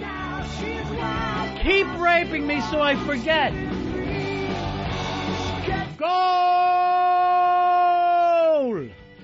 Finally, England goes up 1 over the tiny Trinidad Tobago, little island nations, little tag team. Basically, in the world of soccer, you would call them the Simon and Garfunkel of soccer. Just two tiny little people putting it together. Let's see the replay here. Less than 10 minutes left in this game. England, they've just been kind of lackluster. All right, was that Beckham who kicked it in? Beckham was on the assist, yeah. Beckham on the assist, and who was that? Couch? Crouch, isn't it? I think it's Couch, isn't it? That tall, fucking, gangly, big bird-looking bastard? Crouch, yes. Is it Crouch or Couch? Crouch. Thank you very much.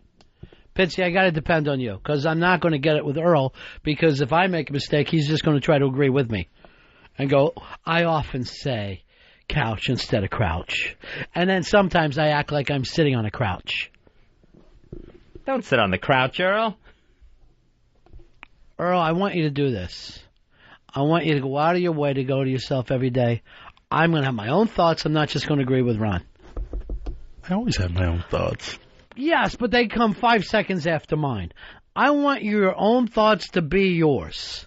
Your own unique thoughts. That's my belief for you. And then I can die peacefully and know that you're going to be okay. Okay. Muni gave you to me, and I said I would take care of you and try to finish the job that he started. And a lot of days he'll go like this. He'll just look at me, and I'll go, I don't want anything. He goes like this. Well, Muni used to have me file stuff. So I will have to think of things for him to file away. Sometimes just blank papers. Now, what's happening with Team Watley? Team Watley? Your guys a no-show tonight? Yeah.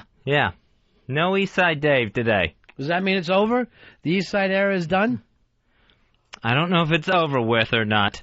But it couldn't be any closer, I know that much. Should we already put it out there? Want it, producer, to last 4 to 5 months?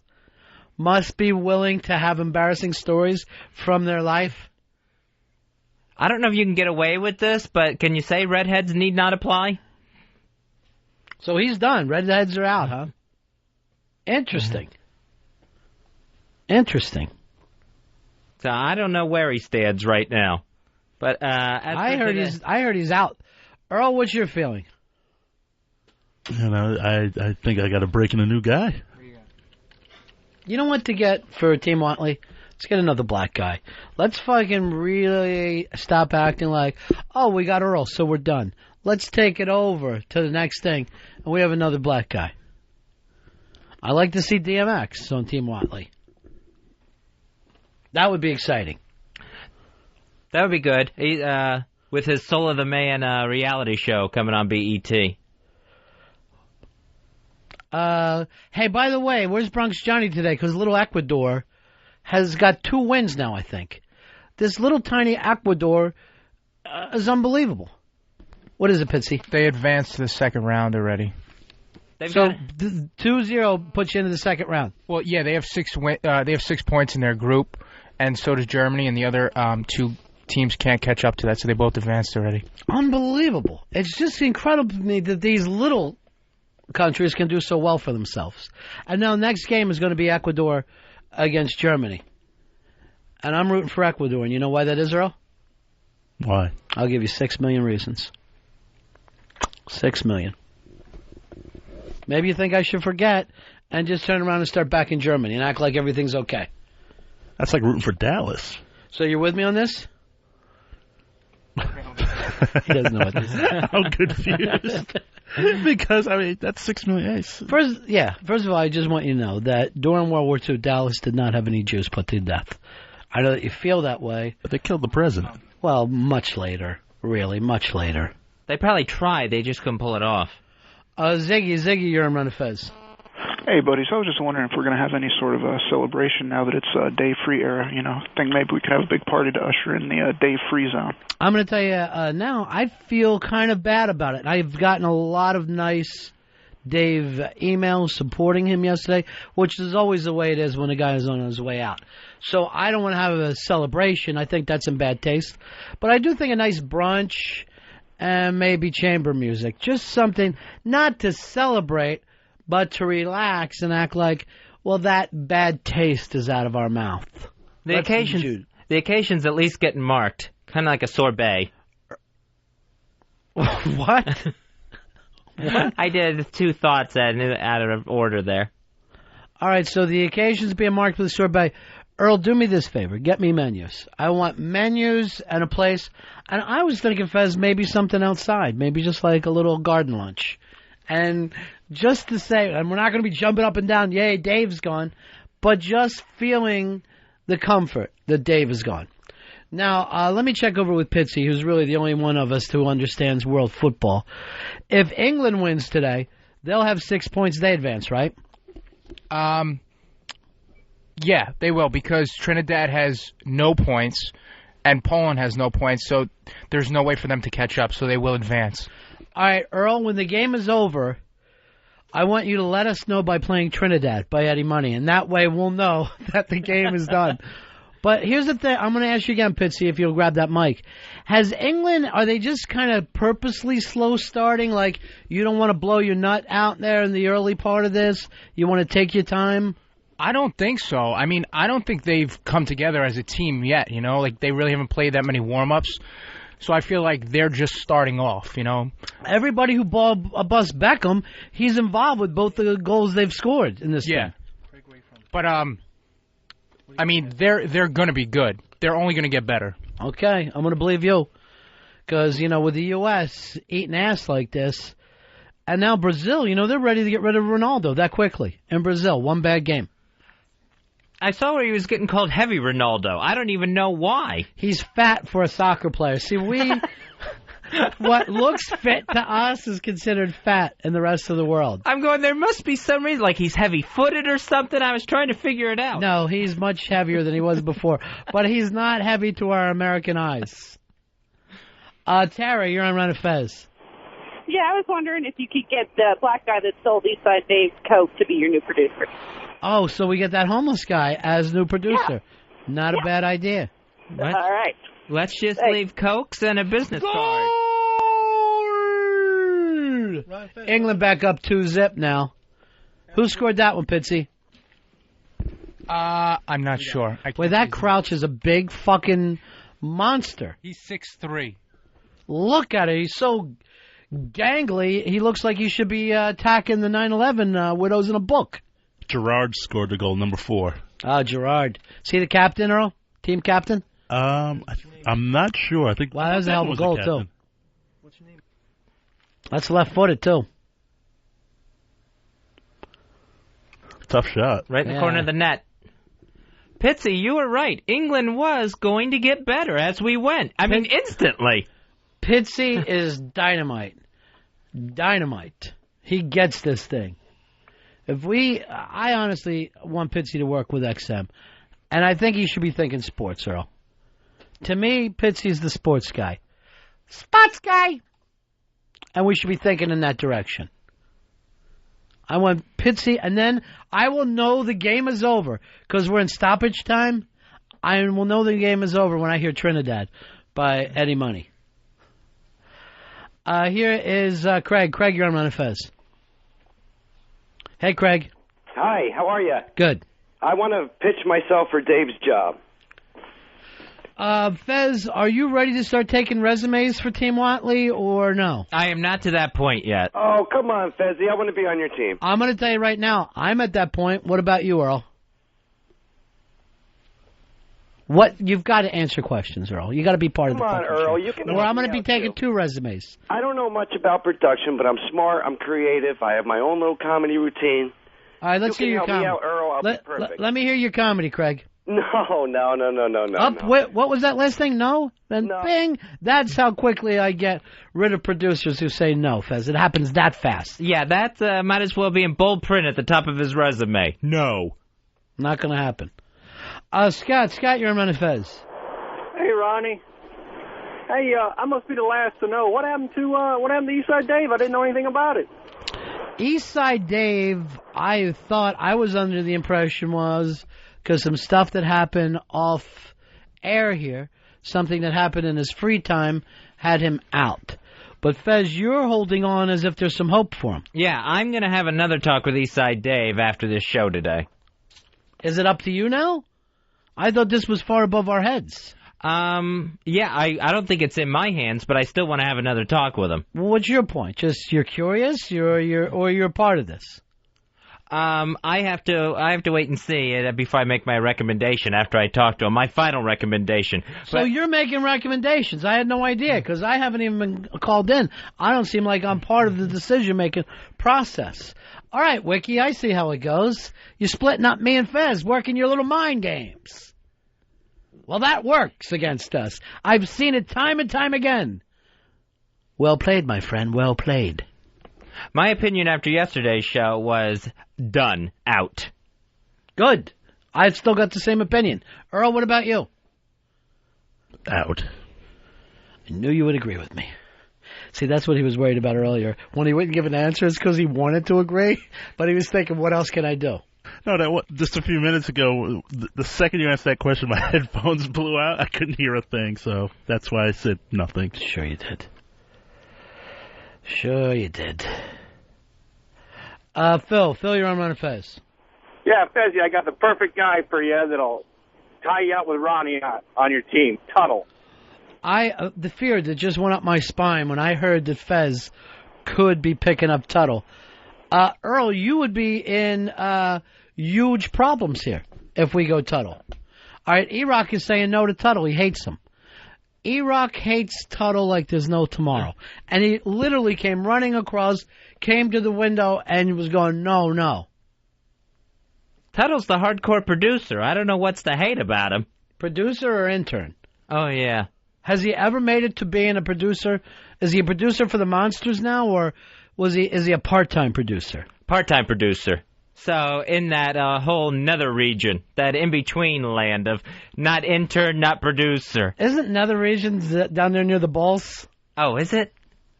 Here is Johnny. Johnny, you're on Ron and Fez. Hey, Ron and Fez, how y'all doing, man? Hey, man. Hey, how about a homeless guy that was stabbing people on the subway? That wasn't the same guy that was after Dave, was it? I hope it is.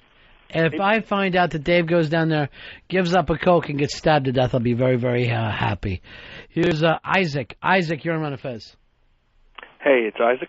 Yes, that's why I said your name, Isaac. Hey, what's up, guys? Just wanted to, I'm a little concerned about your smoke pants there, Ronnie. Yeah. I'm just worried that maybe the copyright is already owned by Foghat. Foghat, they see, very, very good point. And you know what? I'm going to throw you into the big-ass prize closet there. Look at me. Let you enjoy something. Foghat, brilliant idea, but that was just poetry. Where Smoke Pants, if you go to the front page of ronfez.net, you will see that the Smoke Pants thing is going from a dream now to actually a prototype. They're actually very stylish if you look at this shot on ronfez.net. And comfortable.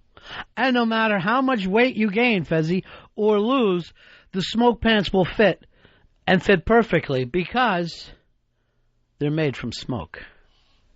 They are made from smoke. That's the selling point. Last pair of pants you'll ever need. Yeah. Earl, where's it at? We can't find Trinidad by Eddie Money. What? It's not in here. The fucking Delette has nothing. Let's finally get around, because there was a song I asked for the other day. How could this thing not have Trinidad? It should be right there next to the Triumph that you keep playing. They got every Eddie Money song but Trinidad. Okay. All right. We'll take a break. I'm very disappointed. England, it does win then? England advances. They win 2-0. We'll be right back. Ron and Fez. Ron and Fez. XM 202.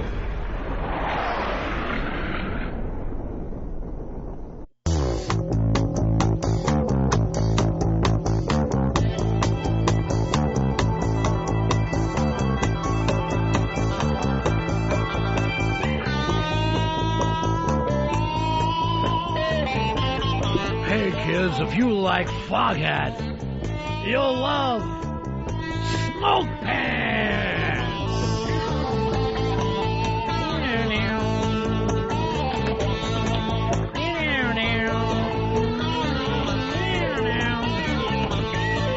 Hey, Earl, kick this fucker in.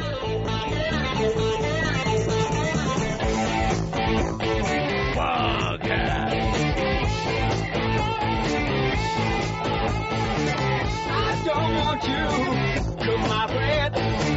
I don't want you make my bed. I don't want you put it too. I just want to make love to you.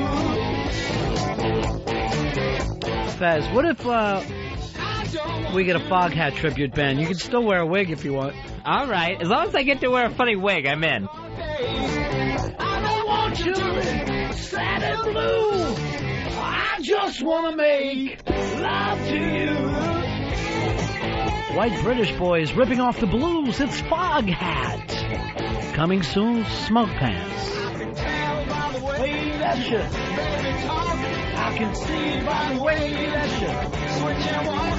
I can tell by the way that you treat your man. I can love you, baby. It's a crying shame. I don't want you. Oh, you know what? This makes me miss Eastside Dave.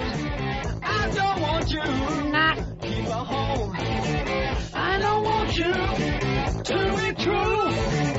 I just want to make love to you. All right, enough of that garbage. Foghat, Smoke Pants. I gave away a beautiful goddamn signed book for it.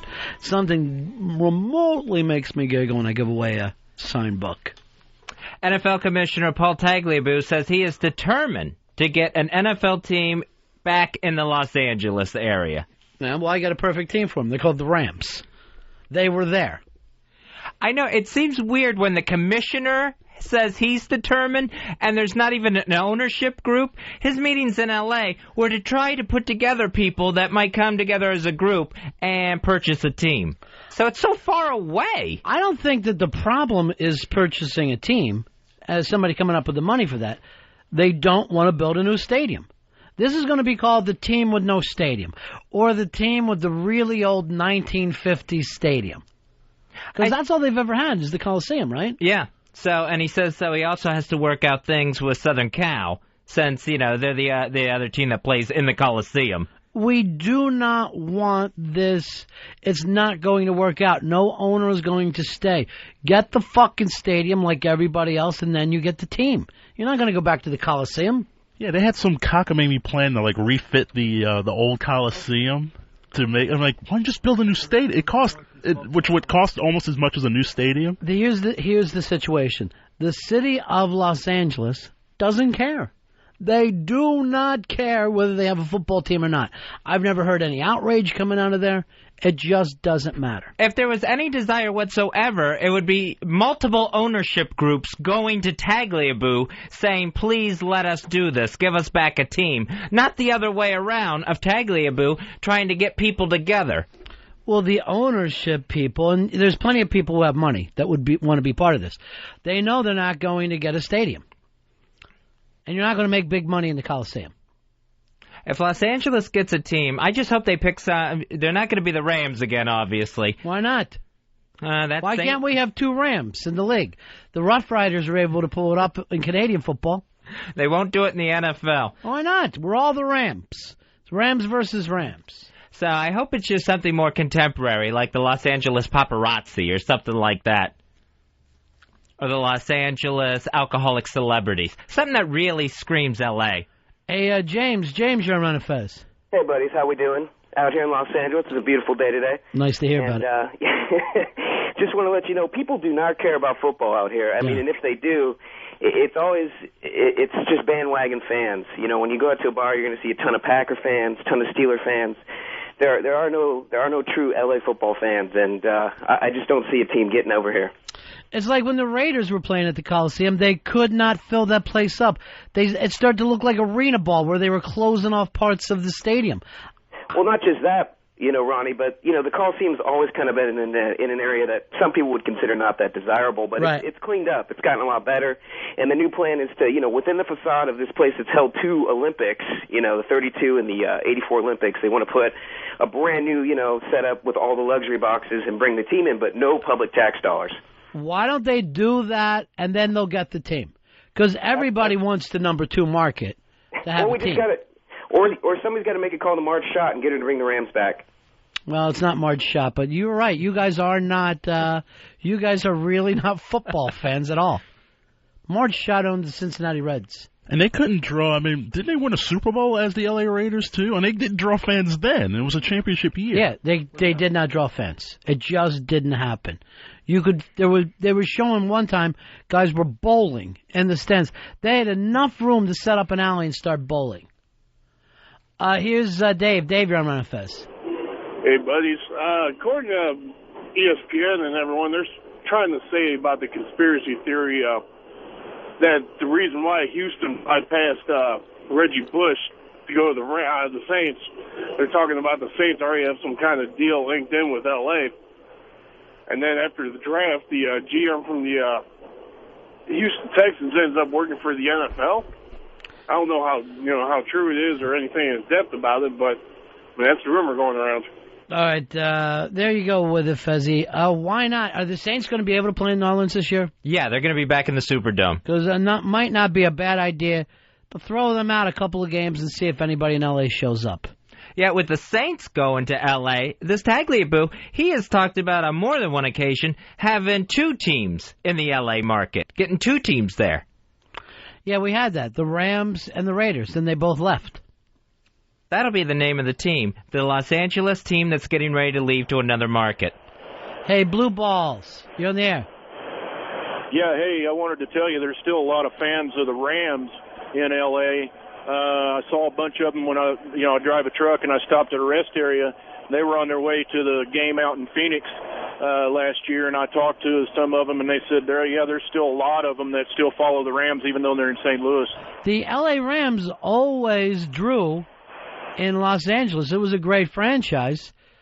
The problem was they could not get a new stadium, so they left.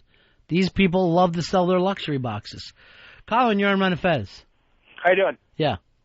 Hey, I got a good name for the Los Angeles team. What's that? The Mexicans. The Mexicans or the Mexicans? Or maybe from WWE, the Mexicools. Yeah. Here's Jim. Jim, you're on Ron and Fez. Hey, what's up, man? Hey, buddy. Hey, I wanted to comment on the Coliseum. The reason that never sold out, man, that was like 90-some thousand seats to fill, So? UFC sells it out. It sells out for the Trojans. It's not a problem. Yeah, I guess. I don't know. Maybe you need to have like a rainbow helmet or something for the fags out here. All right, so go in that thing and just try to bring in the gay crowd and rainbow helmets, rainbow warriors. Yeah, there's obviously no NFL crowd there to begin with, so just go for some other market that wasn't into the NFL to begin with. Drive-by's a bad name for you, Fezzy. Just come up with drive-bys. Drive-bys I like. Yeah. I got no problem with that. I go with the Los Angeles Arquettes. Just a way of saying about Los Angeles' most famous family. Way to salute them. Yeah, maybe try to bring them on board. What's the cross-dressers? Alexis. Yeah. I'm at the point now that's the only Arquette I'd fuck. I cannot believe that these girls have let themselves go so much that my number one Arquette is Alexis. Just don't get on her bad side, man. She'll throw a restaurant umbrella at you. Here is Tom. Tom, you're on Ron and Fez.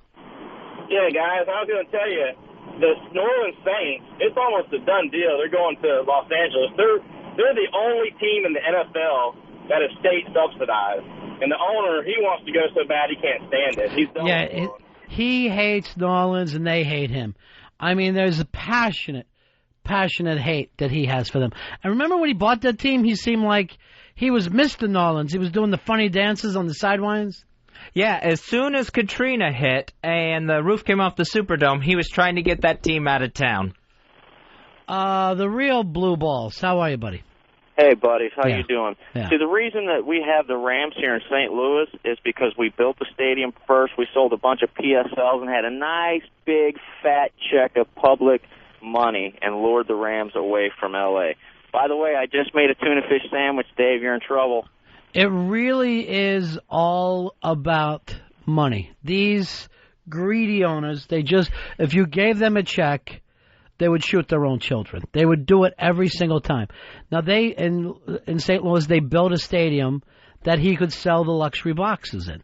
I know that's done because we built this city on rock and roll. Earl, what you have for us? Well, the thing about the Saints owner was he was very open about it, too. He was talking with San Antonio. He was talking with L.A. He was basically telling them, I don't care He said, I hate this fucking town even before the storm hit. Yeah, he basically said, I'm out of here regardless of whether the city recovers or not. Yeah, he hates. Robert, you're on Ron and Fez. Hey, Ron, Fez, Earl. You know what? L.A., the best place to have football is not L.A. I mean, you can't have a better breakfast than eating eggs at 8 o'clock in the morning, watching a football game, and then you have a full day. You don't need it. And you know what? I think they would... Well, all right, hold on. What the hell is he talking about, Fez? I'm talking about the fact that first thing in the morning, games are starting up at 9 o'clock in the morning. Right. All right? So you have a good start to your day. If they did have teams in L.A., they get blacked out if they don't sell out. So they would lose that market that they're so coveting. Do you understand that? Well, yes and no. I mean, if you're at the point where you can't sell out a local football team, then how good is that TV market going to be for you? How many viewers are you going to have if people aren't going to buy tickets? Yeah, they're not going to watch anyway if they're not going to the game. Derek, you're on Ron and Fez. Yeah, I'm from Louisiana, born and raised. L.A. can have them faggot Saints because ain't nobody like them anyway. We need to get the Dolphins over there. All right, we're going to get you the Dolphins. You wait really close. We're going to get you water, supplies, and the Miami Dolphins. That's going to happen. You know, this is why people hate football, is because all these teams have hopped around. The Phoenix Cardinals. When's a Cardinal been in the fucking desert? Yeah, the guy bragging about St. Louis, we built the stadium. Well, that was also after they lost their team. Even look at basketball. Los Angeles Lakers. How many lakes you see in the Los Angeles area, Fez? Not many, none. How many Colts do you see in Indianapolis? You don't see a lot in Baltimore either. Well, the Baltimore Colts just had a nice ring to it. It was very historic. Ring to it. Thornton. Sean Thornton. Yeah, there's not a lot of Colts in Los Angeles, Earl, so it doesn't help you. I got the worst all-time name ever, Utah Jazz. That fucking makes no sense at all. Here is Cal. Cal, you're on Fez. First of all, the Rams were in Anaheim when they left, not in L.A., and none of us from Orange County want to go to L.A. to see a game so we can get stabbed to death or mugged by all the, let's say, darker-skinned people that live there. And Anaheim already has a spot for a stadium right next to where the Angels play that they said they would build one if they got a team. So what are they waiting for, Cal? They're just waiting for the okay from Tagliabue for a team to decide where they're going to put it, and they said they will build a stadium right there next to the Angel Stadium in the same parking lot. You want to just stay in the OC. That's your gimmick. Right. If they say they'll give us a team, we'll take a team, but we don't want the Saints. The Saints suck in Louisiana. Why would we want them? We want our own team. You want a brand-new team? We want a brand-new friggin' team or the Rams back, one of the two, because when they were in Anaheim, they were fun, but the problem wasn't the Rams. It was that bitch that owns them that would never spend any money on them. All right, thank you very much, my racist friend. I'm sorry that you got drug into that. Darker-skinned people? Yeah. Give me a break. They don't deserve one. Don't think that everybody's like him. Don't think that everybody's like him. Tony, you're on Ron and Fez. Hey, what's up, Ron? Hey. Man, dude, I'll take any team in L.A. because I'm tired of all the Raider fans because basically they just like to wear the colors and they really have no idea about the football team, who the quarterback is, or who the freaking head coach is. So any team, just send them out here. So the L.A. people are still watching a lot of Oakland games?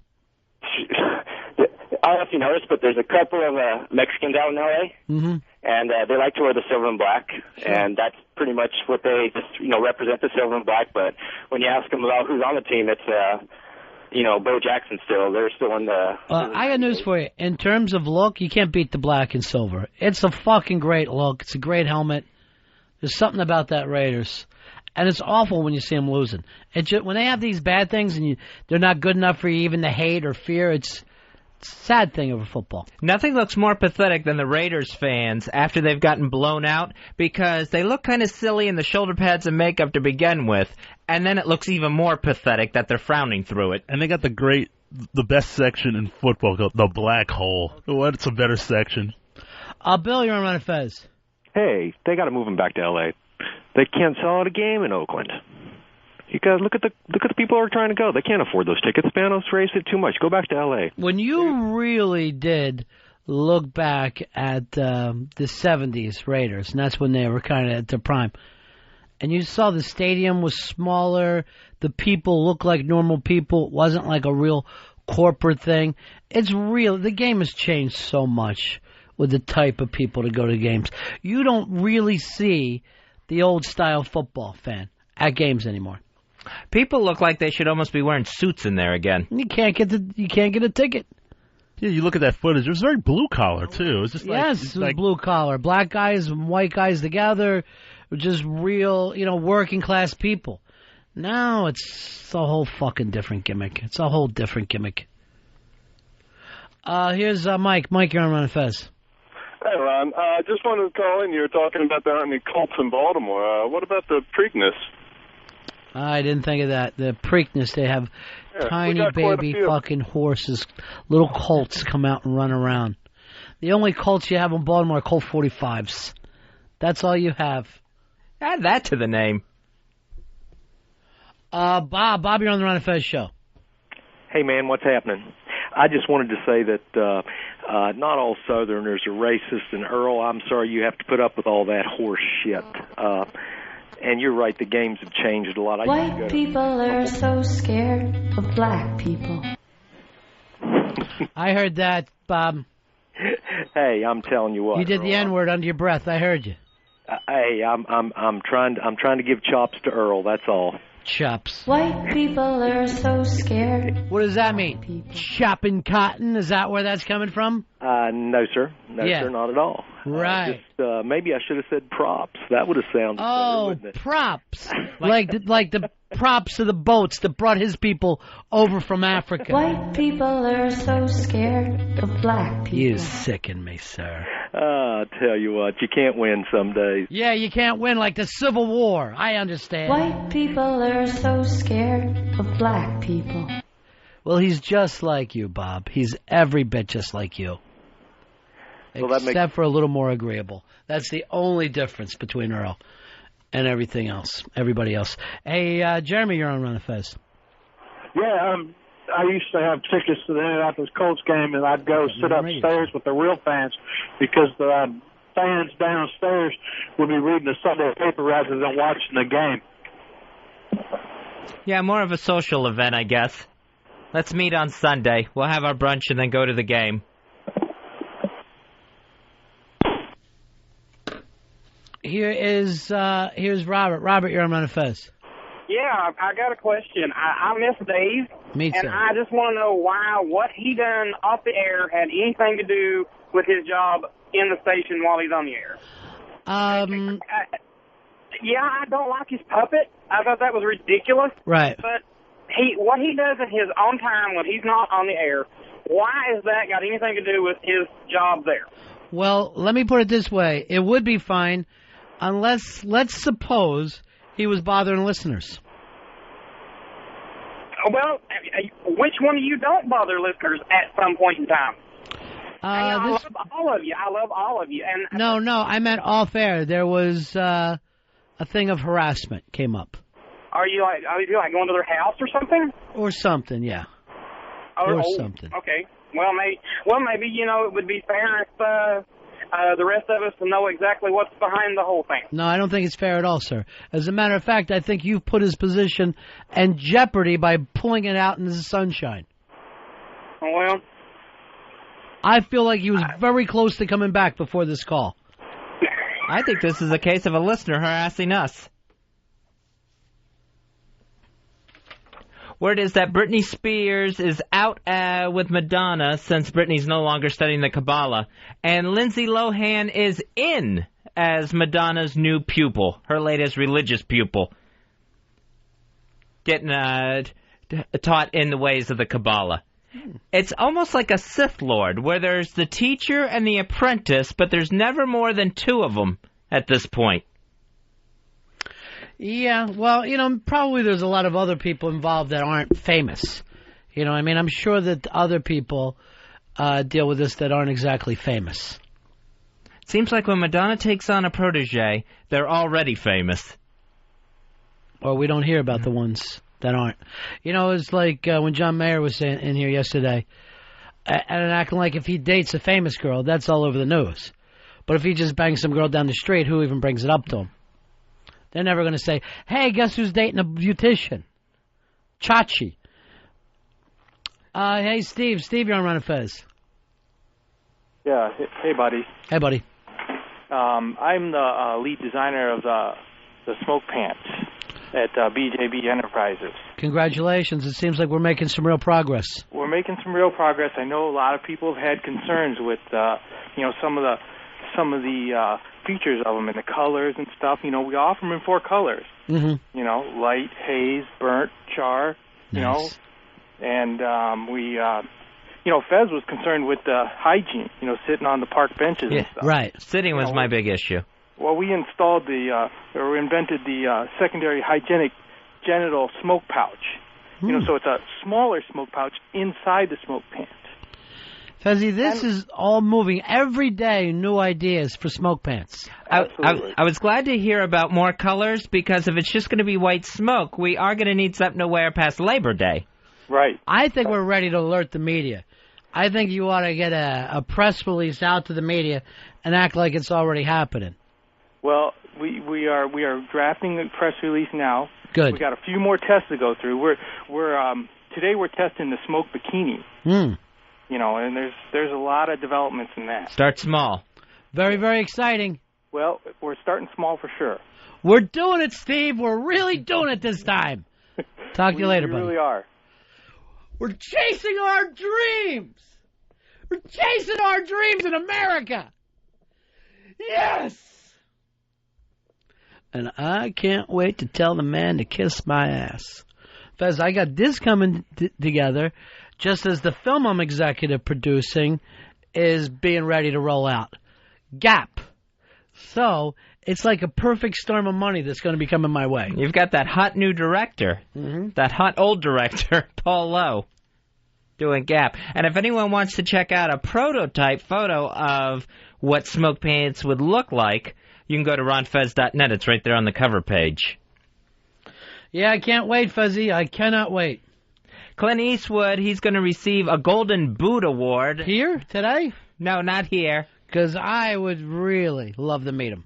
That's going to be at the Golden Boot Awards, the ceremony that honors Westerns on film and television. What do you prefer with Clint Eastwood? The man with no name, Western Clint, or the urban, dirty, hairy Clint? Not even close for me. I'm Cowboy Clint. Cowboy Clint Eastwood. I like Dirty Harry Clint. You're not a big cowboy movie fan, are you? No, I never have been. I will take that last cowboy film that he did, that he directed with Morgan Freeman. What was the name of that, Earl? Unforgiven. Unforgiven. I'll put it up there with one of the best films of all time. Any genre, any time. The Dirty Harry stuff, I never really even believed in. The cowboy movies, they just tend to move a little too slow for me. That's the point. You're moving slow. Then what happens? People are getting shot. Then all hell breaks loose. Yeah, and the Dirty Harry movies, they became more and more cartoonish as they went along, too. They are cartoonish. Like, the first two were very gritty and urban. Excuse me. What are you, eating a sub over there? No, I'm fighting off a cold, actually. But you got any more? I'm fucking starving for a cold. You feed a cold or starve a fever? You feed a cold. And then that's what I got. Because I'm fucking starving. What about High Plains Drifter, Fez? You ever seen that film? No, I haven't seen that one. What are you watching on that TV set of yours? A lot of reruns. This would be a rerun. It's been around a while. I wish I had Dave here because I know Dave would lean with me on Cowboy side. It was the Eastwood Westerns that got me into Westerns. I was never really a big Western fan, but, The Man with No Name series is really good, and, and again, Unforgiven is one of the greatest movies ever.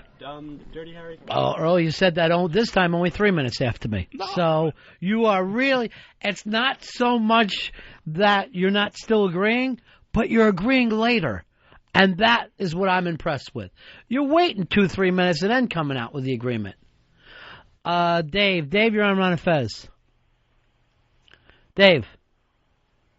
Hey, buddies. Yeah. Hey, I love the smoke pants, love the look. My only concern is there any smell associated? Because I really don't like the smell of smoke. I don't know whether you've ever smelled a gentleman with a very nice pipe, but I think it's going to be in that vein. I think they're going to come in all different flavors. Oh, if it's pipe smell, I am in. I love the smell of a pipe. Hi, you're on the Ron and Fez show. You'll be fucking sucking pipe out of those smoke pants. Fez, I think I got a good cowboy movie for you. How about Brokeback Mountain? That one I enjoyed. That's probably the best Western I've ever seen. The best Western is the hotel you're staying at in D.C. next week. Here is Trucker J. Trucker J, you're on Ron and Fez. Well, I had an idea to go with your smoke pants. You should have a smoking jacket, sort of like a little Hulka built in. And that way you're so high you don't really care what you're wearing. All right, good point. Everything is going to be evolved, and I will say we are talking right now with the band Foghat about maybe coming out with an actual Foghat, that their 70s high dream could actually become true in this new millennium. That would be interesting. To use them as the theme behind the TV commercials. The theme behind the TV commercials. Foghat. As you're watching someone walk down the street modeling their smoke pants, you hear that playing. What playing? Which song? Slow Ride? That would work. Am I going to give you a song that you could actually know? Slow Ride? Yeah, Slow Ride. Mike, you're on Ron and Fez. Hey, buddy. Yeah. Hey, I've never really been able to determine if Fezzy is gay or straight, but I did just hear him say that he loves a Dirty Harry Clint. Thank you. I met Mr. Clint Eastwood, sir. Ronaldo, you're on Ron and Fez. Hey, buddy, how you doing today? Good. I got the solution for the smoke pants, my friend. It's got to be static electricity, man. Then you don't have to worry about the problem with the body heat. You can control the static electricity. You could have designs. It'd be a great thing. Kind of like just breaking off hunks of your hoagies and becoming a chef. Fucking starving. All right, talk to you later.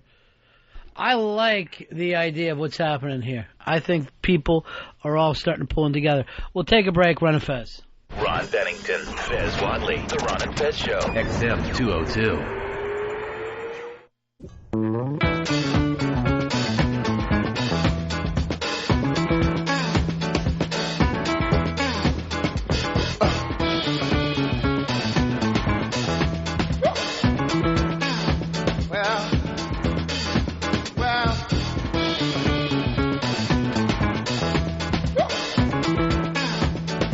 Back with the Ron and Fez Show.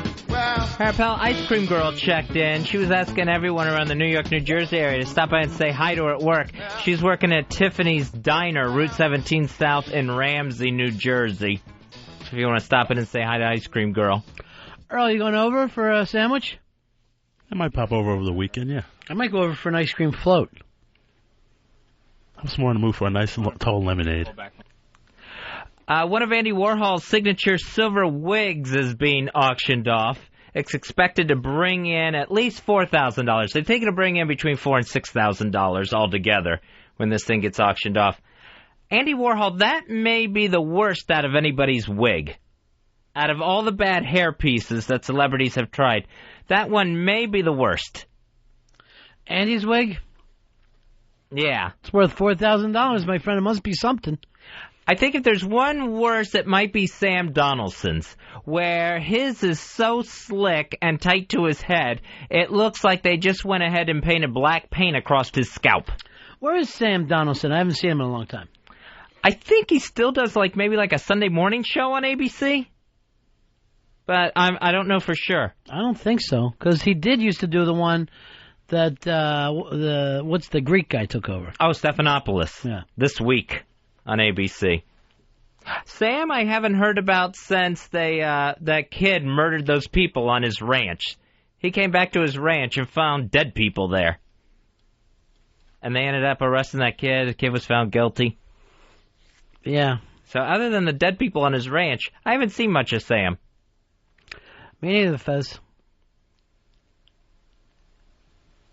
You think that when you die, that you're going to see your whole life flash in front of you? You think it gets replayed in front of you? Oh, God, I hope not. That would be the most embarrassing thing that ever happened to you. That you just got to sit and watch every awful, terrible thing you did one after another. If I saw my life come back over, it'd be like fucking Kill Bill Volume 1 and 2. It would just be too embarrassing to be able to deal with. I bet you do see it flashing in front of you. I don't know if you get judged on it, but I bet you see... every moment? I think you probably run through the whole thing as your brain's releasing the endorphins and stuff, and you're leaving your body. I think everything's probably flying past you. But fast, so you don't have to sit there and go through the fucking DMV again? Yeah, fast. Yeah, I think it's going to be like, just in like a heartbeat, you see it go past you. Oh, then I can deal with it. I can deal with it if it's that way. But if I got to sit there and deal with every rejection in real time, that'll be tough to deal with.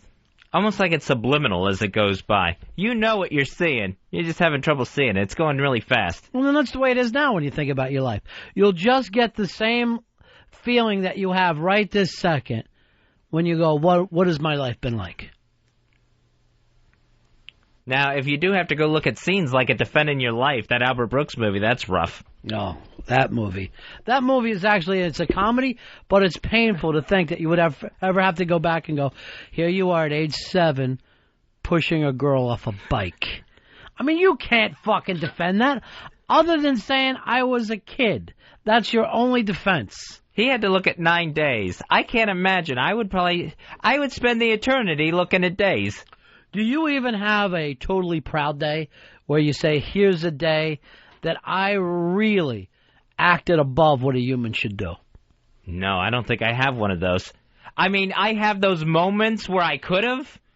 Like when the old lady's car went in the ditch and it was smoking. Right. And couldn't get the door open and someone else had to. So, yes, the opportunities were there, but never had the above and beyond proud day. No. Yeah, I mean, at the very most, I've acted like any civilized human would. That's where I've topped out. Of just not, let's say, stealing. There have been times where I haven't stole. And I guess I could put that up. Hey, look at this day. There was a car there where the keys were there and I didn't take it. Can I get into heaven now? Yeah, probably my biggest days are like being nice and holding the elevator door for somebody who was trying to get on. Morgan, you're on Ron and Fez. Hey, how you doing, Ron? I'm not going to answer that question. I actually came up with a theory a little while ago with the whole light flashing before your eyes. It's not basically if you've ever had deja vu. I don't know if you've ever had it. It's so weird. Haven't we talked about this before? I honestly feel there's something about this conversation. Oh boy. There was something about this. We were talking about deja vu. I throw a drumstick at Fez. Ow! This seems like I'm reliving this over and over. I hope we're not going to relive this. So you're feeling that's what it's like, right? And what it's like is that, yeah, you keep reliving the same thing over, and then when you get to the end of the life, you get to see it all over again, one more time. Now, there is this thing in physics that think at some point time will run backwards. So you will relive your life, but backwards. And we actually could be doing this right now. That's weird. Where we're getting younger. Right. But all you're remembering is the past instead of the future. Since you're running backwards, you wouldn't be able to tell the difference at all. I wonder if there is some sort of light flashing in front of your eyes. If you're going to, when it flashes, are you right back in those moments, or are you seeing it like from a distant point of view? Where you're like watching yourself on TV or something instead of like actually being in those moments all over again. Ryan, you're on Ron and Fez. Fezzy, you have to be proud of that one day when you came out of the health food store and fashioned your handlebars to your boy's bike into nunchucks and beat those 45 gang members into the ground. That was a good day for you, wasn't it, Fez? Yeah, but still, I don't feel it was my proudest moment, getting in that situation with the cane pole gang to begin with. If you had to pick proudest moment of your life, what would it be? I know I already got mine. Mine's 2 chicks at the same time. And the thing is, I don't know if that's like a benefit in heaven, but if anybody would ever say to me, what are you most proud of, I'd have to say that. I'm trying to think proudest moment. Boy, that's rough because it shouldn't be that tough for a person. Earl, do you have a proudest moment in your life? Leaving school, getting out of college, graduating college. You graduated with an AA. It's nothing to fucking be proud of, Earl. No, but, you know. It's a fucking JC event. You're like Eastside Dave bragging about your second best player on the JV team. No, but it was an accomplishment nevertheless, getting out of school, then getting a job right out of school. I think Eastside Dave's proudest moment is when that homeless guy took a Coke off him. That was, for him, the high point. Look, I'm talking about him. He's not even here. I'm missing interacting with Dave. I'm missing him during his suspension. I know for that homeless guy, that would be his proudest moment. I don't know if it's Dave's, but I'm sure that the homeless guy's still talking about it. I wish I just did one thing in case there really is a St. Peter, where I could just scream out, well, maybe all that shit I did is true, but what about when I saved those kids from the fire? I don't fucking hear you bringing that up at all, do you? There's fucking kids alive because of me, my bravery. And I haven't once been able to do that. My good deeds probably consist of being nice and driving my grandmother to the store when she needed to go. Yeah, but you went through her purse still when she was older. Oh, I got paid for it. No, you didn't get paid. You took that. That's stealing. Stealing from a crazy old lady. I hope I don't bring that one up. She'll probably bring it up when I get to heaven. Here, all right, we got a guy who died and has been on the other side. We'll take a look. Hi, you're on the Ron and Fez show. Who's this? Brian. Yeah, Brian, what's happening? Hey, Ronnie, quick question for you. The near-death thing, I've almost bought it twice. I've never seen the light at the end of the tunnel, but please answer a question for me. Sure. Is Roosevelt Island as bleak as Dark Waters portrayed it to be? I thought Dark Waters made the place look even nicer and happier. Oh, my God. And I'm telling you the truth. And Earl's been there, too. Oh, my God. Yeah. Fezzy, for your own safety, please move. And Fez claims he's had 2 ghost experiences since then, too. Hey, Ron, you're on Ron and Fez. Yeah, this is Rock and Ron. Okay. Rock and Ron. Yeah, I had a near-death experience. I'm having one right fucking now, being on the phone with you on the air. Well, yeah. I pray for death right now just to stop this. I was going down a dark tunnel, and I saw a light. I started moving towards the light, and all I heard was a voice telling me I could eat salted meats. Ron, please, when you get the urge to call again, don't. Now, Fez had a near-death experience, and we don't talk about this much, but you were going down a dark tunnel with your tongue, right? What was that like? Did you rimming all around it, or did you stick your tongue all the way down it? It was darker than I imagined, but really had nothing to do with near-death. Would you say it was so dark that you could call it shit dark? Yeah, more brown than actual dark. Ugh. Dark brown. Kirby. Hey, buddies. Kirby, I hear you want to be a dentist. What is that all about? A dentist? Yeah, Kirby doesn't want to make toys, Fez. Oh, no, I'm sorry. You must have typed up the wrong thing. I was curious whether or not we're not reliving our life right now. Maybe this is the life that's flashing before our eyes. If this is, I'm glad I'm dead. I got to tell you the truth, Kirby. If this is it, then I am in hell. And I'm suffering right now.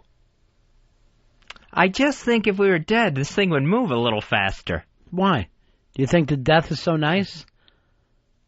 I'd like to think so. I'm going to tell you right now, I've heard from a book called Slapstick that the afterlife is like a turkey farm, that it is so dull and boring, you're not going to want to know what to do with yourself. Well, if we're sitting on clouds, I'm sure it's going to be that way. No, it's not clouds, my friend. You need to read a little Vonnegut. Have you ever read anything at all by him? No. What do you do over there? You don't watch films, you don't listen to music, you don't read books. What happens in the 21 hours a day that you are not with us? I nap a lot. I know you bring up a lot of Lindsay Lohan and Britney Spears. Every day I hear, Lindsay Lohan said that she would be like, and I'm like, what is your interest in her? I do check up on my gossip during my 21 free hours. But then you don't watch the films that the gossip people are in. It always makes me confused of why you're even interested in these people. Rich, you're on Ron and Fez. Yeah, I had a near-death experience. I was wearing smoke pants. I tried to get in a bar, and they wouldn't let me in because you can't smoke in there. You know, I'm going to tell you right now, folks. Laugh all you want right now in smoke pants. Within 10 years, every man, woman, and child will be wearing some type of smoke apparel. At the very least, try on the smoke underwear. Put your regular pants on over the top of them and see if they're not comfortable. I'm more than willing to do that as a prototype. That's got to feel cushy good. Jeremy, you're on Ron and Fez. Buddies. Yeah. Hey, I think you do get a flash before your eyes when you're dying, but I think it all happens in like pot time where everything just slows way the hell down. Yeah, you have that torturous experience for like years. Then it's 8th grade science. Yeah, you're just having to relive that. Just taking forever. I felt that's how my junior years went by, where I just felt like they were going that fucking slow when I was in school. High school went really fast for me. College went really fast. Middle school was the worst for me. That's what I call junior high. Mm. Middle school. So same as me. You and Earl quick got to get to the same as Ron thing. Agreed? Agreed. Agreed. Hold on a second. He's the slowest. He thinks that if he waits some time and agrees, it's going to be an all-new idea. He'll be like this. I've been thinking about smoke pants. Might be a good idea. Pants made out of smoke. Earl, you know smoke pants aren't your idea. Tim, you're on Ron and Fez. Hey, buddies. I was just wondering if it's true what I heard, that if Fezzy had sex with the ghost like Anna Nicole Smith. There is supposed to be some kind of ghost sex out there, Fez. And what made me nervous is you said that ghost was hovering right over you with its ghost balls hanging right down in your face while you were sleeping. I didn't see any ghost nads, but the ghost has moved closer to me in the 2 times that I've seen it. One time it was across the room, the other time it was right up next to me. Where will it be the next time? Deeply embedded in your chest. If that thing's on top of me, I'm going to be screaming. Phil, you're on Ron and Fez. Hey, guys. Hey, Ronnie, I got a problem with the smoke pants, though. Let me hear it, big man. This is listener complaint line. What do you do with a girl with a real nice ass and she's got smoke pants on? First of all, you act like the smoke is going anywhere. It's form-fitting smoke. And it's just a tiny bit all around her beautiful ass. Concerned. Okay, I was concerned. I'm an ass man. I thought, God, no You are an ass man. You're an ass, man. All right, thanks, buddy. No, don't worry. You are going to be able to see. Please go to Ron until I get all your. First of all, I'm talking on a level, scientific level, that I realize not all you people can understand. Please go to ronfez.net. Look at the pictures that the design team has come up with. Because, Fez, I'm the big idea, man. You know that about me. I'm not going to sit there and go over every little detail. Is there going to be a smoke zipper? Are there smoke pockets? I am not going to deal all with that. I'm going to give you the big idea. Smoke pants. Then I'm going to light a cigar and go over this menu. Think about things like that. For me, the bigger questions. That last caller couldn't get the vision at all. He heard smoke pants, and he assumed there's a chick walking down the street with just a giant cloud around her waist. I got you mocking me now too, Fez? You're not going to be there for me? Oh, I want to be on the smoke pants bandwagon. Good. I'm going to hire you along with some Mexicans to work on it. Very, very low wage stuff. Up all night making smoke pants. Hey, Buzzy, you're on Ron and Fez. Hey, I was just wondering if Earl's smoke pants would droop way down below the level of his underpants. Earl, what do you want to do about that? Are you going to have low-hanging smoke pants? That would be a big hit with the brothers, wouldn't it? You and Bronx Johnny, who, let's face it, for Bronx Johnny, acting like I'm from Ecuador, everything he does is hip-hop. Everything he does is black-related. And he throws the N-word around like it's nothing, Earl, and that doesn't bother you. Well, I think he uses it Nigga as opposed to Nigger. Is that where you want me there? You want me on the AR? Didn't Fat Nick in New York City try to get away with that defense and ended up facing 25 years for a hate crime? Fat Nick was in a little more trouble for beating a guy's skull in with a bat than he was using the N-word, Earl. Fez. Here is Reed. Reed, you're on Ron and Fez. Hey, Fez. Yeah, buddy. Hey, have you ever seen that movie Entity? I've never seen where that girl was getting raped by that ghost. It's based on a true story. So far, my ghost has been a true gentleman. I have not been touched by this ghost yet. He's invading personal space, but other than that... Or are you invading his space, Fez? When they build that building of yours, did they move the headstones, but not the graves? They moved the headstones, but not the graves! It's true, I've only been there 6 months. This guy looks like he's been there a century or two. So do you. If you're just going by looks, you and him, you may be looking in a mirror when you really think about this. I hate the thought of the spirit going back to the spirit world saying he's seen a ghost, and it's me. Maybe you didn't see a ghost, but you saw a goat. Maybe you're just having problems with the S sound. I don't want that goat near my bed either. Eric, you're on Ron and Fez. Hey, guys, I was wondering if Earl had a smoke shirt idea to suck up to your smoke pants idea. Is that what you're going to do with this, Earl? Act like, I've thought of something. Smoke shoes. Buddies, what about smoke shoes? You do have to accessorize. Smoke socks, then. My second idea is smoke glasses. Glasses made out of smoke. Smoked glass. I hate whenever somebody steals somebody else's idea. Speaking of which, is Crazy Jen coming in next Tuesday? Crazy Jen will be with us in D.C. at XM next Tuesday. Now, remember how you were working with her and it was going to be a real surprise, the act? Right. She sends me a video yesterday. Oh, man. She was told to debut her act in D.C. Yeah, sent me a video. I didn't open it. Good. I didn't open it, and I said, well, Fez feels like he's working with you.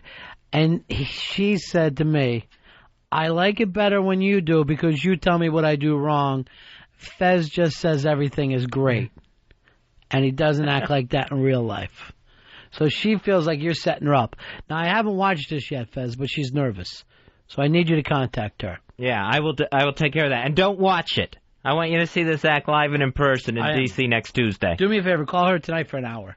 I want you to discuss this with her for a full hour. Oh, that's what I do with my 21 hours off the air. Now I remember. Phone calling. Just a lot of phone calling. Here's Mike. Mike, you're on the Ron and Fez show. Hey, Ronnie, but think about the smoke pants thing. If they work on body heat, and I'm wearing them, and I go to hug a girl like wearing a bikini, are my pants going to rip off? I don't think that they're going to rip off, but I think it's going to be the best hug you've ever had. And I'll leave it at that.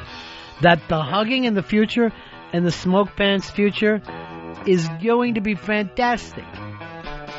Oh, one of the things right now we haven't worked out is letting a kid sit on your lap. So don't do that until I have the designers go over everything. I'll run a test market. No, I don't want you even in it. All right, that's it for us, guys. You win some, you lose some. We'll see you guys tomorrow after O&A.